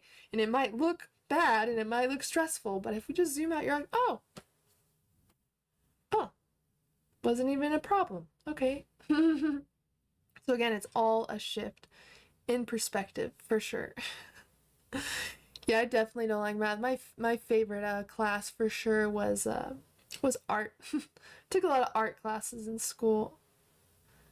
Yeah, dude. Wait, what's the issue, Eric? What's going on? Oh, okay. No, it's mine. I'm the same way though. Like, when I say I can do basic math, like, I can do basic math. Like, of course I'm, like, not dumb. Like, I, like, I get by, make it work. But when those teachers were like, you better learn calculus because you're not gonna be able to do anything without it. You're not even gonna be able to drive without knowing math. Little did they know, we were all going to have calculators in our pockets and the entire internet in our pockets. Didn't even know. But yeah, math was definitely not my forte. And I didn't like science in school either, but I think it's just how they were teaching it. I love science. But I think it's, and same with history. I love history, but I hated learning about it in school.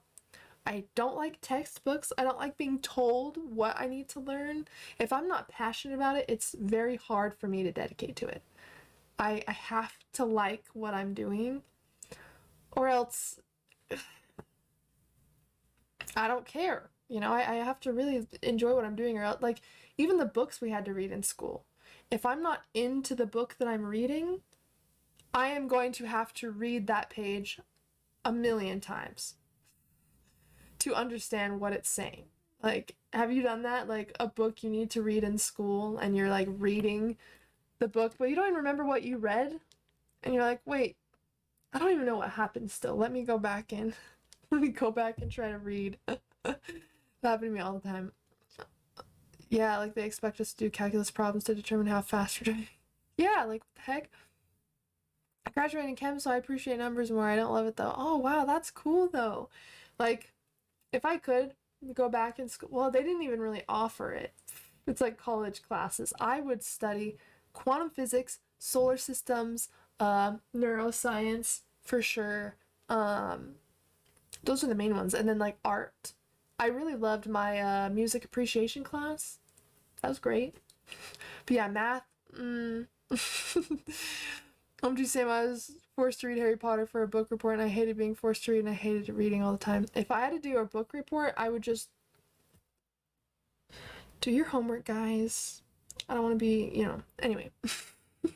If I had to do a book report and I really didn't want to read, I would just look up a summary of the book and kind of expand it and tell people about what I learned from the summary of the book. I really do great work when I really care about what I'm doing. But if I don't think something is valuable or it's worth anything, it's really hard. And I think that really reflected in my high school experience. Yeah, dude, like those tests that you could like look up a question and it would pull up the whole test, like all of the questions. Did you guys ever see that? Maybe that was just me. No, it wasn't. You guys know. You guys know what I'm talking about. There's no way you don't. Hey, love your channel. You helped me in my lucid dreaming journey. Keep up the good work. Thank you, Shoop. I love you. Thanks for being here.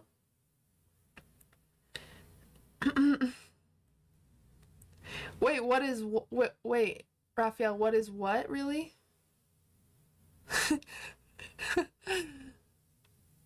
Just popping in to say you're all gonna keep it up. Thank you, Snowman Boy. You're so sweet. Thanks for being here. I appreciate you. And it's been great to just like hanging out with you guys. Talking about Quizlet, I don't know. I graduated in 2014. So I don't, was it 2014? Yeah. I think so. So I really don't know. I didn't look at the the website. I would just Google the question on the test, and then it would just pull up the whole test most of the time. Oh, sorry, Raphael. It's all the same, Raphael. That's the trick. That's the thing. Thought is energy. Energy is consciousness. Consciousness is energy. All that exists is energy and consciousness. That's the thing. Everything can be broken down and individualized into this one thing. Energy. Energy is anything that is non-physical, but even then, things that appear dense in matter are energy at its core. And if you guys haven't heard of this, I would definitely recommend watching Inner Worlds, Outer Worlds. It's on Gaia. It's really, really, really cool. It's all about just reality and consciousness and the synchronicity within the universe and how it all works. Okay, I like Minecraft gaming. When you're talking about reality shifting, are you talking about TikTok's version of reality shifting? Or are you talking about like actual reality shifting, like quantum jumping? Like manifestation, changing your physical life. And again, if you are talking about quantum jumping, definitely let me know if you're interested in that mastermind. Because, oh, okay, you're talking about TikTok's version. Okay, so anyone who doesn't know, I'm running that reality shifting mastermind, all about manifesting and becoming your ideal identity. So all that you want is magnetized to you. That's happening July 25th. And it is technically 222 right now, but I'm offering it to you guys still for 111. So if you're interested, definitely let me know. TikTok's version is happening in dream states. I have made sure to also study this as well. And I have watched lots of videos about TikTok's version of reality shifting, and it is all happening in dream states. And some people on TikTok have argued with me about this, but people think you're either dreaming or you're not. Like, dreaming is a spectrum. Like, any altered state really is a dream state in a way. So when they're like, oh, I'm not doing this in the middle of the night, I can lay down and relax and carry myself into state. Yeah, that is using liminal dreaming, the hypnagogic state, to carry you into the dream state. It is happening in dream states. And yeah. yeah, let me know. So what are we? Like, are we energy, our bodies, our thoughts? Everything is energy.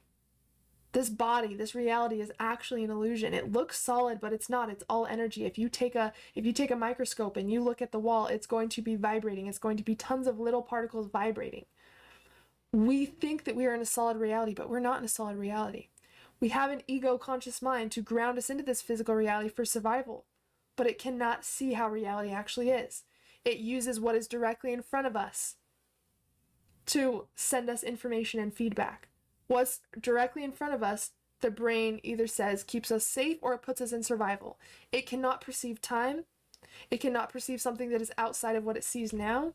And so that's part of the work, is to shift out of that conscious ego mind and into the bigger state of consciousness, to perceive reality from a wider scale instead of so narrow-minded. So everything is energy. Everything is energy.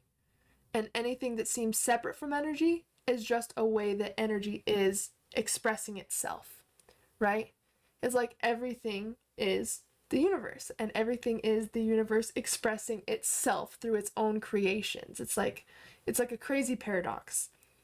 But once you really start to dive into it, and I definitely recommend looking into quantum physics, And there's a lot of stuff on Gaia, stuff that's pretty easy to dive into as well. I know quantum physics can be kind of a big topic, but once you start diving in, it will start to make sense. You're like, oh. And it's crazy because everything is nothing at the same time. There's no good or bad. Everything just is. It's like everything exists at the same time and doesn't exist. It's like, you know what I'm saying? Yeah, yeah. Ooh, dream. Okay, yeah, love that. Love that. Yeah, anytime I get asked about reality shifting, I have to make sure, because what reality shifting actually is what Dr. Joe Dispenza talks about. It's what Think and Grow Rich, Napoleon Hill talks about. It's what Neville Goddard talks about. Learning to shift our physical reality by assuming a new state of consciousness, a new state of being. And our state of being is how we think, how we act, and how we feel. So if we want to change our physical reality, we need to match how we think, how we act, and how we feel with the version of ourselves that has everything that they want. You assume their state of consciousness. You adopt their personality, and your personality controls your personal reality. So if you change your personality, then your personal reality will obviously change, because you have new thoughts, you have new actions, you have new feelings, and physical reality will not be able to act and respond in the same way as it did before. And that personality that you shift out of still exists, right? Because every version of us exists. It's just about shifting to a different reality by shifting our state of consciousness, right? Like, what would the most successful, happy, healthy, wealthy version of yourself do? Where are they? How old are they? What do they do for their business? What time do they wake up in the morning? How do they talk to themselves? You really study what that personality looks like, and you adopt that into the now. And that's how we can reality shift using like quantum physics, for example. Yes, exactly. Yeah. Yeah, Zani, exactly. Yeah, exactly. Everything is energy. And it's all about learning to work with that energy. And when you feel fear, when you feel lack, when you feel stress, and you're like, I can't take this anymore, it is all about using energy to create a new state. And I know that it can be hard. I know that it can be hard. You know, when you check your bank account and you have that gut-wrenching feeling, right? Or when something's coming up in your reality, maybe you have a talk to do or an interview or something, and your body is just eating you alive, that nervous feeling in your stomach, that really nervous, sick to your stomach feeling that you get when you're in fear and worry. I get it. And if we can use our energy and assume a new state of being, our brain is going to change, and our thoughts that we have are going to change, and that will lead to new beliefs, and we'll have new feelings. So it's all about learning to shift that and not stay stuck in that, because all that exists is right now. That's another thing, Raphael. There's no past or future. They're only ideas. There's only right now. And so if you are in the state right now of wanting your desires, maybe you want to move, maybe you want to make $5,000 a month, whatever it is. If you are in the state of wanting that, you are creating more wanting, because the state that we assume now is what will determine our next moment. This physical reality is just a result of the person that you have been up until this point. So we cannot try to change our physical reality by trying to change it in physical reality, because the physical reality is technically the past. It's the past result of the person you have been up until this point. So if you don't like the results that you're getting, how can you create a new personality? And you just have to observe the version of yourself that you want to be. Get really clear on that version of yourself. And then once you know their habits and their traits and their quirks and their skills and the thoughts that they have, you can start to adapt those things, and that's how we can change our life. So yeah, it's all energy. It's all energy. And knowing that you're always safe, and knowing that there's no reason to ever be in fear. It is the brain trying to predict the next moment. The conscious mind is trying to come up with all of the worst case scenarios just so you're prepared, right? But if we can learn to think beyond that, then we can live and experience beyond that. Yeah, you don't attract what you want, you attract what you are. Exactly. And this is something that I think all of us can work on in one sense or another. Like, the stuff with my YouTube channel has definitely, like I said, stressed me out and threw me for a loop. So I've had to adapt a new way of being.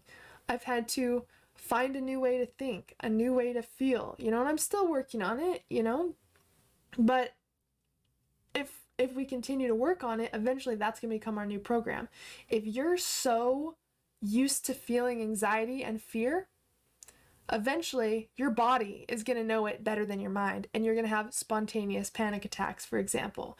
Once you're so used to feeling panic, your body doesn't even need your brain to activate the panic. It has learned it, right? And this is why we can wake up with anxiety or panic, because our body learned how to do it better than our brain. But we can also have love attacks, gratitude attacks, right? Once our body knows how to do it better than our brain. So it's all about implementing new feelings, new thoughts, and overriding the previous program, the previous person that we have been, learning to create that new identity so we can live the life of our dreams. The version of yourself that lives in the area that you want, that has the job that you want, how do they feel every day? They probably feel relief. They probably feel really, really excited. They probably feel like they probably have a lot more energy. They're probably more creative because they feel safe and because they're in a state of joy, right? So what thoughts are they probably thinking that are attached with those feelings, you know? And what actions do they take every day? And you just start getting really clear on that version of yourself. And every single day you make a commitment to yourself to get closer to that version of yourself and try something new, implement a new habit. Notice when negative thoughts come up and actually write them out and choose a better one that you're going to overwrite that old program with.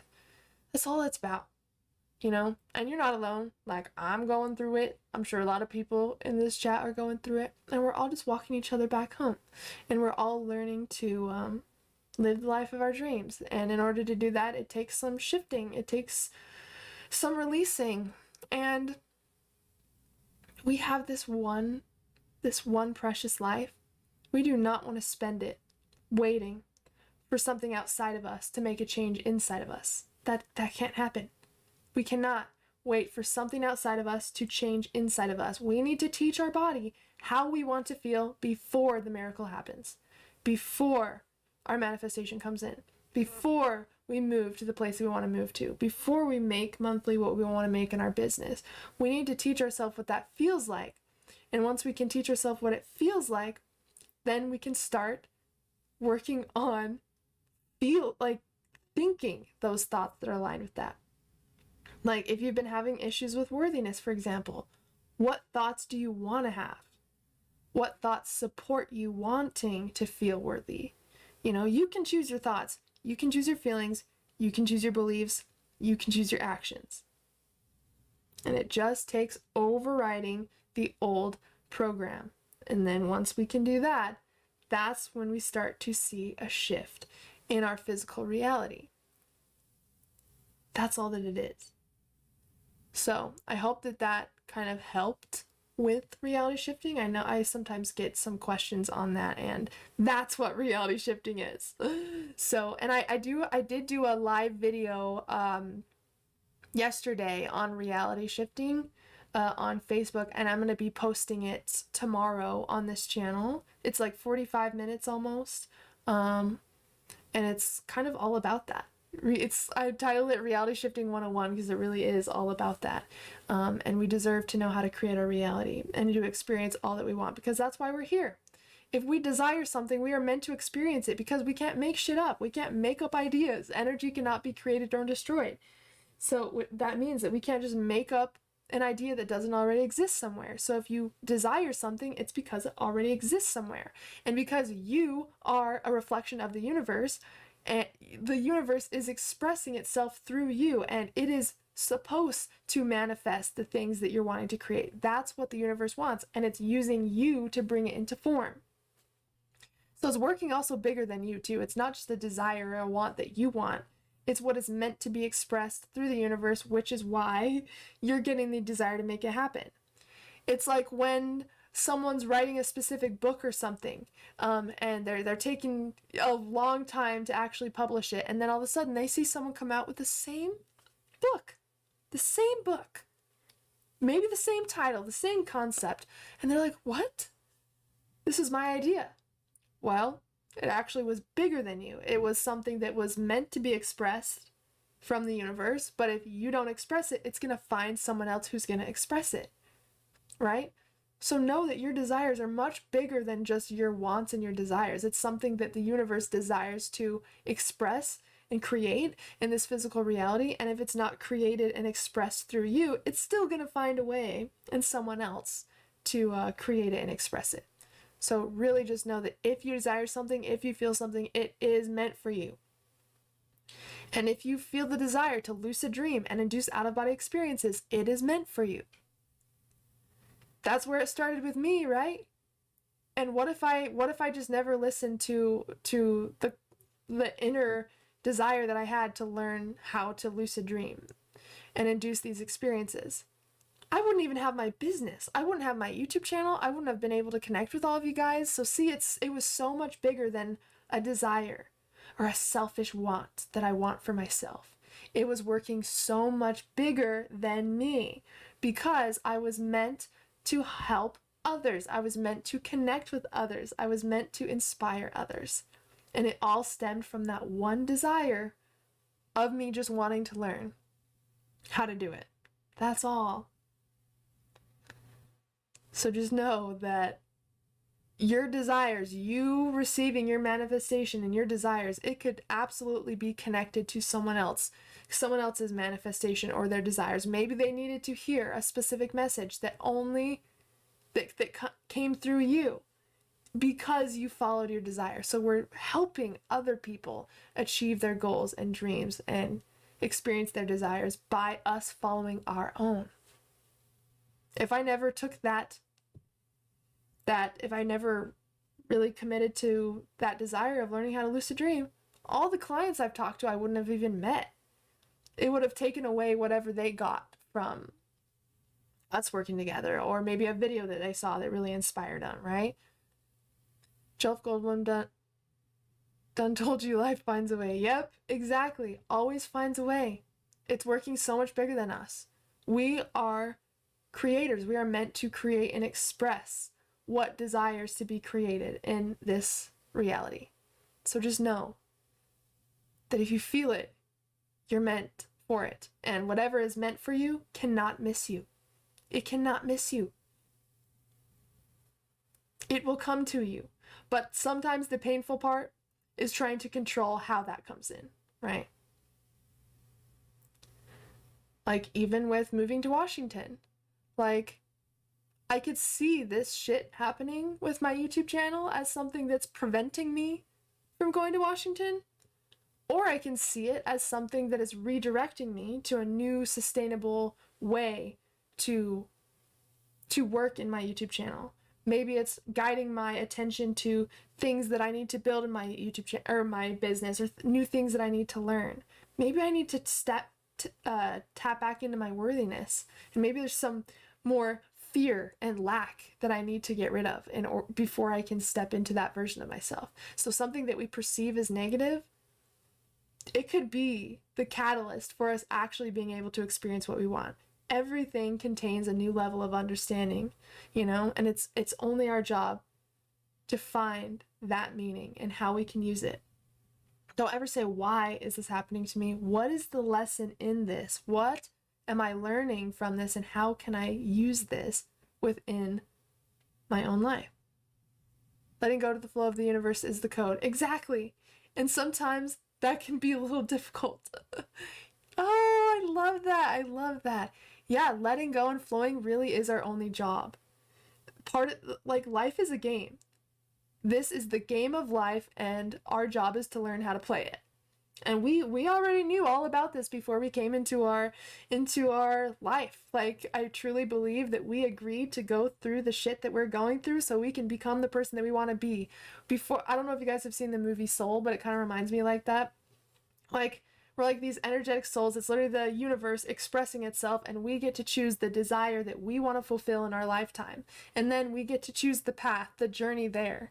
And we get to say, oh yeah, I like this set of lessons and these set of desires. Yeah, I'm gonna take that journey, right? And so that end desire, that big, beautiful desire that the universe is meant to express in this reality, we're meant to express it, but we go through the journey of it happening. We go through the journey, but we also agree to forget that this is what we're doing. We forget that we are on this journey, and that everything is actually connected to our desire. And that's part of the game, is to go on the journey to remembering. It's crazy. It's crazy. And so the biggest thing really is us tapping into gratitude for being alive, that we get to be alive right now. And even when you go through something so stressful, if you can feel that gratitude, it shifts you immediately, because you're in the state of having, right? And nothing's happening to you. It's all happening for you. Because your bigger desire is being played out. That's all that's being played out. You are expressing your desire in physical form. But in order to hold that energy, in order to really feel life, in order to feel the joy and fulfillment that this life has to offer, we have to experience some shit, right? Because we wouldn't be able to truly enjoy the beauty of life if we didn't experience something that polarized that. We wouldn't even know. We wouldn't even know what joy feels like if we didn't have the opposite of that. We wouldn't even know what relief feels like unless we experience something on, opposite of that. And so I know it can be stressful with the shit that comes into your reality, the things that didn't go your way, like the feeling anxious or unworthy or fearful, or you feel like you're in lack, or you think things aren't working out, or you're on a time crunch and it feels really stressful to get something to happen. This is a test of trust. This is a test to see if you can truly trust the journey that we all signed up for together. And you are not alone. We are all holding hands, going through this same journey. And we all have the same destination, our desires fulfilled, which are really the universe's desires being fulfilled. But we are all in our individual lane, right? We're going to the same place. We have the same goal in mind down there, but we're all in our individual lane. Some lanes will have detours and loops. Some lanes will be a little bit more smooth than others, but it's all because of the path that we chose to receive in order to fulfill that specific bigger desire. And if you're experiencing a lot of resistance in your life and things feel stressful, which I get, it's because there's something polarizing on the other side of that. One thing that I love, I can't remember who said it, but with breath work, we're taught that, like when you do breath work, sometimes your body can clench up and get really tensed, and some people will say that they have like the crab hands, which is literally like your body like will do weird things when you're in breath work for the first time, because your body knows the best way to get the biggest release is to create the most tension. And so you feel your whole body tense up. Your teeth might tense up, like your fist tense up. And people ask me all the time, is this normal? Like, I'm doing breath work, but like everything is like so tense and like I can't relax. Your body knows that the way to get the biggest release is to create the most tension first. And reality is no different. So if you are experiencing a period of tension, of resistance, of stress, it's because of the relief that's on the other side of it. It's going to feel so good. And your only job through this, you don't have to try to make things work out. The universe knows what it's doing. And the universe is never late, by the way. I know it can seem like it. I know the universe cuts it fucking close sometimes, at least to our human mind. But the universe is never late. And you can never miss what is meant for you. You can never miss it. You know what that end goal looks like. But the journey there, the lane that you're in, is what gives you the knowledge, the lessons, the appreciation, and the ability to hold that desire. If we just got immediately what we wanted, like, it's like the people who win the lottery, right? You win the lottery and then you blow it within a week and you're in debt. Why is that? Because they did not become the person that can support that abundance. They didn't have the energy to hold that abundance and nurture it, right? We can't experience all of our greatest desires if we don't allow ourselves to grow into the person that can nurture and hold them, right? Like even with my YouTube channel, maybe there's something else that I need to learn. Maybe I needed to tap into a new way to do content. Maybe this happened to get me to set up my second YouTube channel, which wasn't even created before this bullshit happened. So see, it's like, I can see how the universe is working out, and I could see that. But my conscious mind, that's part of the game, is to know that you are not your conscious mind. The one that convinces you that you're not safe and you're in danger. And what if this doesn't work out? The game of life is to know that you're that is not you, and that has no substance. What fun would a video game be if there were no challenges, if there was nothing trying to sway you away from the goal? Literally, life is a video game.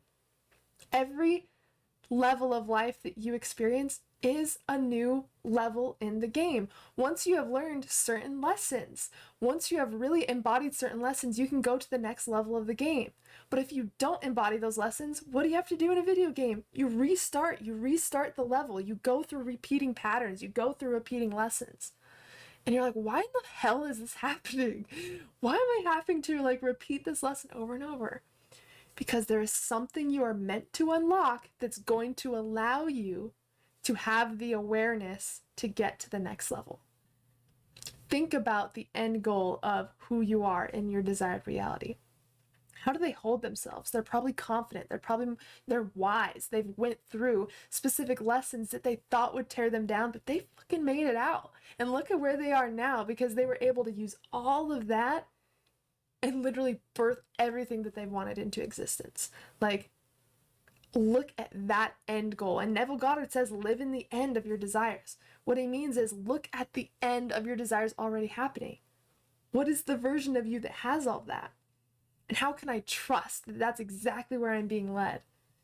And how can I look at that version of myself and see maybe what I'm doing or thinking now that no longer is going to help me get there? And how can I implement these new feelings, these new thoughts that version of myself has to create it now? Because again, time doesn't exist. You can literally feel like everything has already worked out. And I know that can be hard at first, I definitely know, but once you know how reality works and only this moment exists, you'll understand that if you can teach yourself to feel the feelings of success, of abundance, of gratitude, of joy, you call on your people on the phone, oh my God, I actually did it. It finally happened. Holy shit. This period of like suffering and just like anxiety is over. I can't believe, like, if you can know that it already exists, because we can't make it up, every possibility is already being played out. If you can really feel into the truth that it already exists, and that is where that end goal is, it will make the journey so much more fun. And I know part of it is just feeling all emotion, because we're not human, we're pretending to be human, and part of the game is to feel everything and experience everything deeply. Because once we get to the end, once our desires are fulfilled, that entire journey is what made our life, not getting to the end goal. So how we handle these things, the person that we are being through all of this, that's what makes us who we are. The person that we are being through all of it. And again, if we live 60 more years, guys, from where we are now, that's only 21,900 days. How do we want to spend those days together? And I truly believe once we like pass away, like right before we pass away, we see like our entire life kind of flash before our eyes. We go through like a time lapse of our entire life. how much of that time are we going to let ourselves suffer? Wouldn't it be so much more fun to just like learn to detach and let go and know that where you are now, you are safe. You have a roof over your head, you have clothes, you can do art, you have the whole entire internet in the palm of your hands. We live in such a digital age where we're able to connect with people all over the world. Even though situations in your life seem a little bit stressful, all that exists is right now and you are safe. And the universe conspires to take care of you because it knows what your desire is. And that is literally where you are going, but the way there feels a little bit rocky and it feels a little bit stressful. But it's all a game.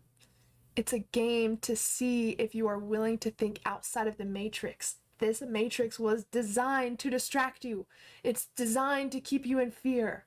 It is designed to make you think that you are a victim to your environment, but you are not. You are not a victim to your environment. You are the creator. And once you realize that, then that's when you can break out of the matrix. That's when you start to merge with that new identity, that new version of yourself. You said 60. Yeah, disregard that math comment I brought up earlier. Oh, wait, what did you think? What did you think I said earlier? Let me see.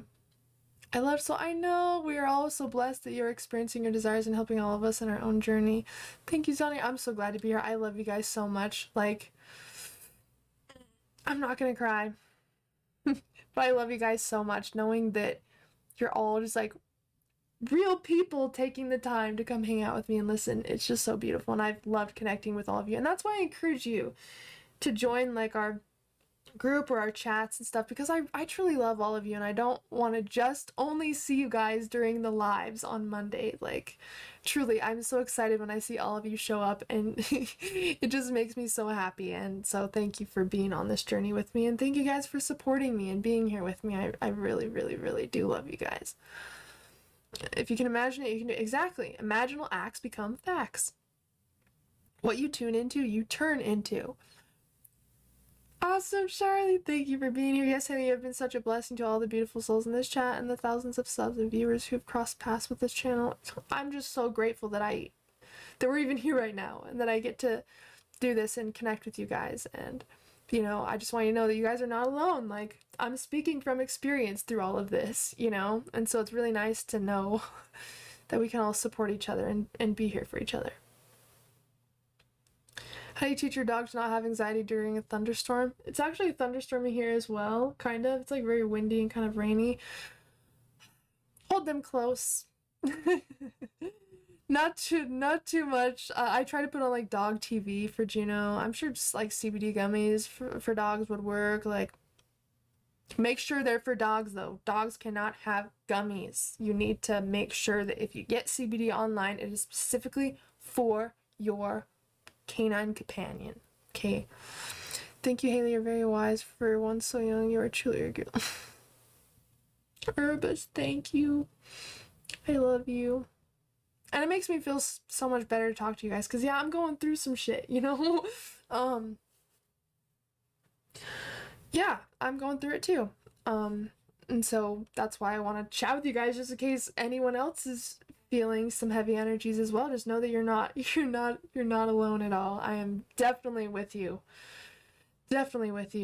on that. And I think the shit that we go through, it makes us better for other people. Like, if I didn't go through this huge lesson, I may have not been able to help others through fear and lack and worry, you know? Like, we have to experience things firsthand to, number one, be able to move past it and not repeat lessons and stuff, but also to be able to help other people and really speak from experience. That's where you're going to reach other people's hearts, is when you can speak through experience and you can feel into what someone else is going through. That's really important to me.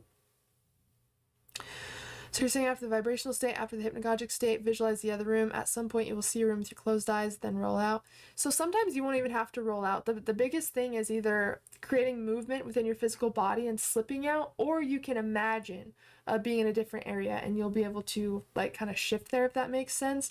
But you don't even have to imagine being in another area if you don't want to. Sometimes I'll just imagine either the movement of me actually rolling out of my bed, or I'll visualize standing somewhere else, and I'll kind of, my awareness will eventually shift there. So there's two different ways you can do that, through visualization or through movement.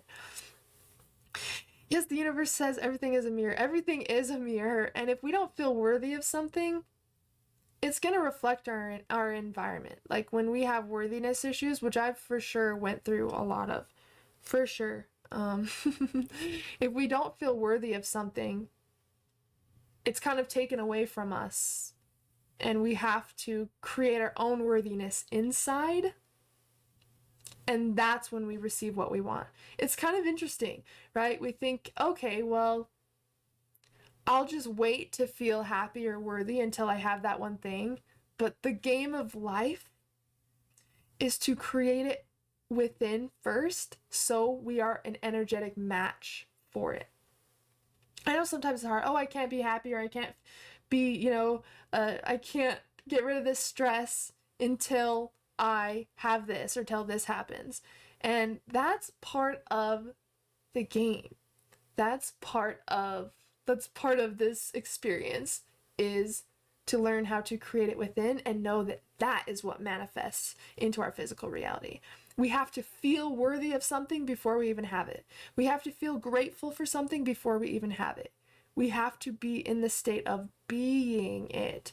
Human being. We need to be worthy. We need to, we really need to become what we desire before we actually experience it. That is truly, truly the key. Oh, Charlie. Oh, I love you. Shelby, what are you doing here? Hey. Oh, you said 60. Oh, never mind. I read that already. Oh, 7. Yeah, that's yeah. That's big difference. I hear often for the live stream, but that was so awesome. Oh, thanks for being here. I appreciate it. Sometimes teaching someone else a lesson is the best way to teach yourself. Yeah, definitely. And a huge thing is learning to not avoid uncomfortable emotions. Because if we avoid uncomfortable emotions, then we're going unconscious. We're abandoning our body. We're abandoning what we need. We're creating lack of trust within ourselves, because our feelings, it's the language of the mind, like how we feel. It's showing us that there's some sort of disconnect, or there's something that isn't really connecting with us inside, right? And if we're just covering that up, like our body's letting us know that something's wrong. And a lot of the time it could just be a thought that you feel like you're in danger. When we go through intense experiences where fear and worry comes up, our body is in survival. And if we try to cover it up, we are not easing the body down and letting the body know that we're safe. We're allowing it to stay in survival, so a lot of our major organs get shut off, our creativity gets shut off, and we literally are barely living. So I think one of the hardest things is feeling the discomfort when you feel really anxious, or like the situation's really stressful and not working out the way you want it to, and not picking up your phone and not like putting something on YouTube, like actually sitting with it. So uncomfortable. I know, but one thing that helped me instead of just sitting with it is getting a notebook and feeling into the worry, into the fear, and being like, okay, what is my biggest worry right now? And write it out, because you just want to be heard. And if you're not hearing yourself, you're abandoning yourself, right? So I would, and it's just like when we congratulate ourselves, it affects our brain in the same exact way as when someone else tells us we did a good job. Like the endorphins that we get from being congratulated, it's the same exact feeling we'll experience when we do it to ourselves. And so if you're feeling stressed or anxiety, listen to your body and tell yourself, of course you would feel anxious or stressed in this situation. Of course anybody would. There's nothing wrong with you. Of course you'd feel that way. Validate your own emotions, and you will notice your inner self open up to you.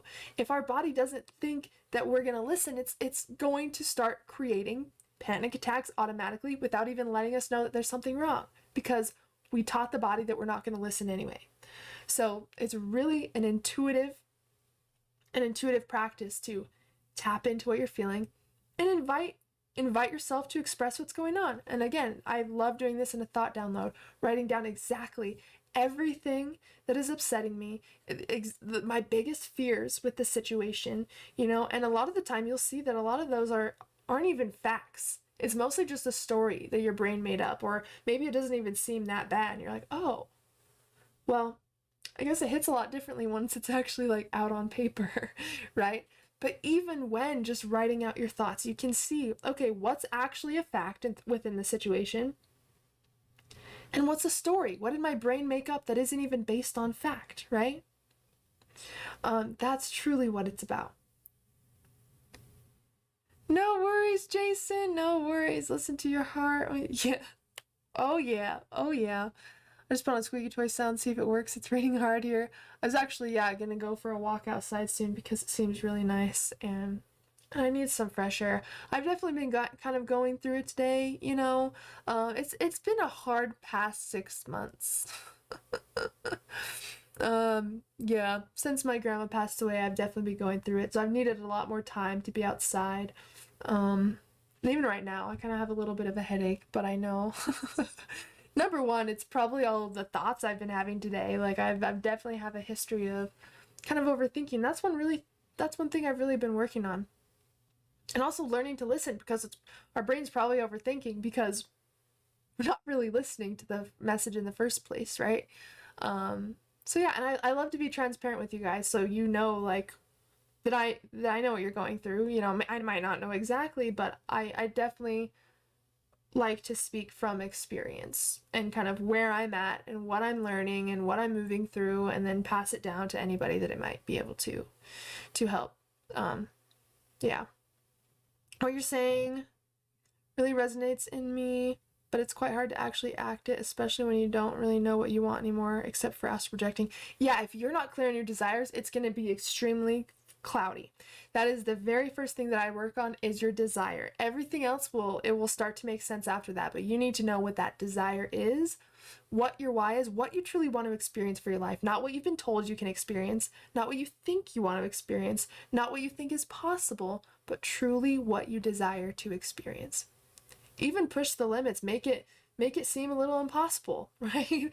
Like, we want to break through the limitations. But yeah, and that's the first thing that I teach people when I'm working with people, whether it's reality shifting work or like business development or whatever.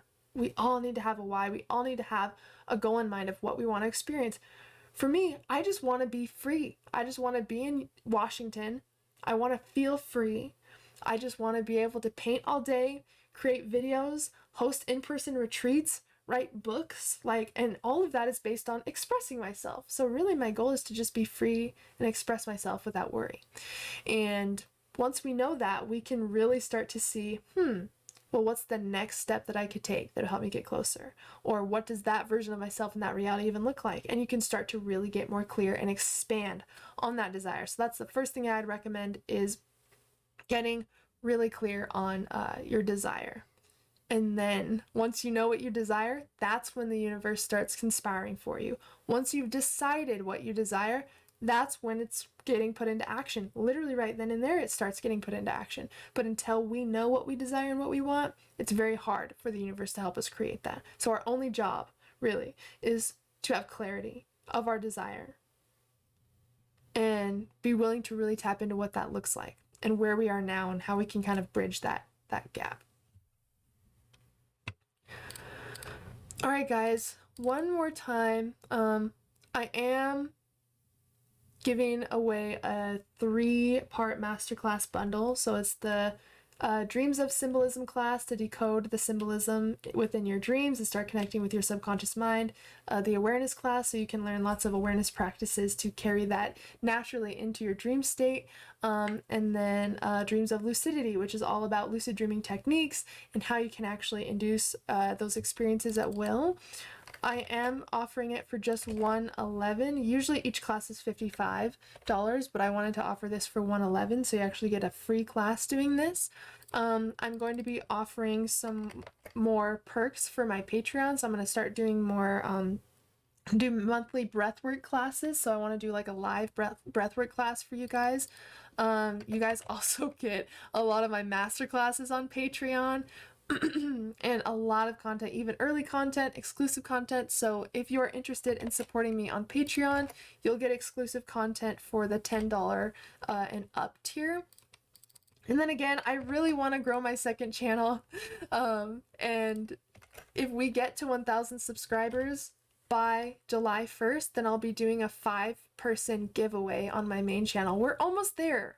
We're literally at like 850. So we need like 150 more subscribers by the end of this month. And I truly believe that we can do that. And if we get to that 1,000 subscribers, then I will do an awesome giveaway on this channel for you guys. And it would really mean a lot to me if you can help me get to that goal, because that's also going to help me support myself to create more content, and it's also going to help me have more time to create and really be able to connect you guys in another space as well. And I love creating sleep music. I love, I listen to it every single night, and I really want to continue to help you guys sleep soundly and dream lucidly. So thank you guys so much for your support. I love you all so much.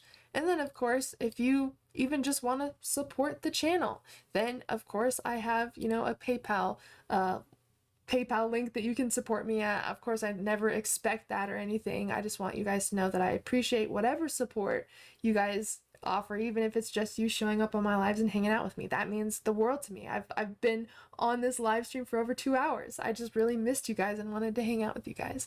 But let me know if there's any way that I can help you. Shoot me an email if you have any questions about any of the offers that I have. And then definitely make sure to subscribe to that second channel so we can hit our goal by the end of this month. I love you guys so much. Thank you so much for joining in this video. I will see you next Monday. And again, if I'm going to be late or anything, I was an hour late today, I will post it in the Telegram chat to let you guys know. So make sure to join that if you're interested.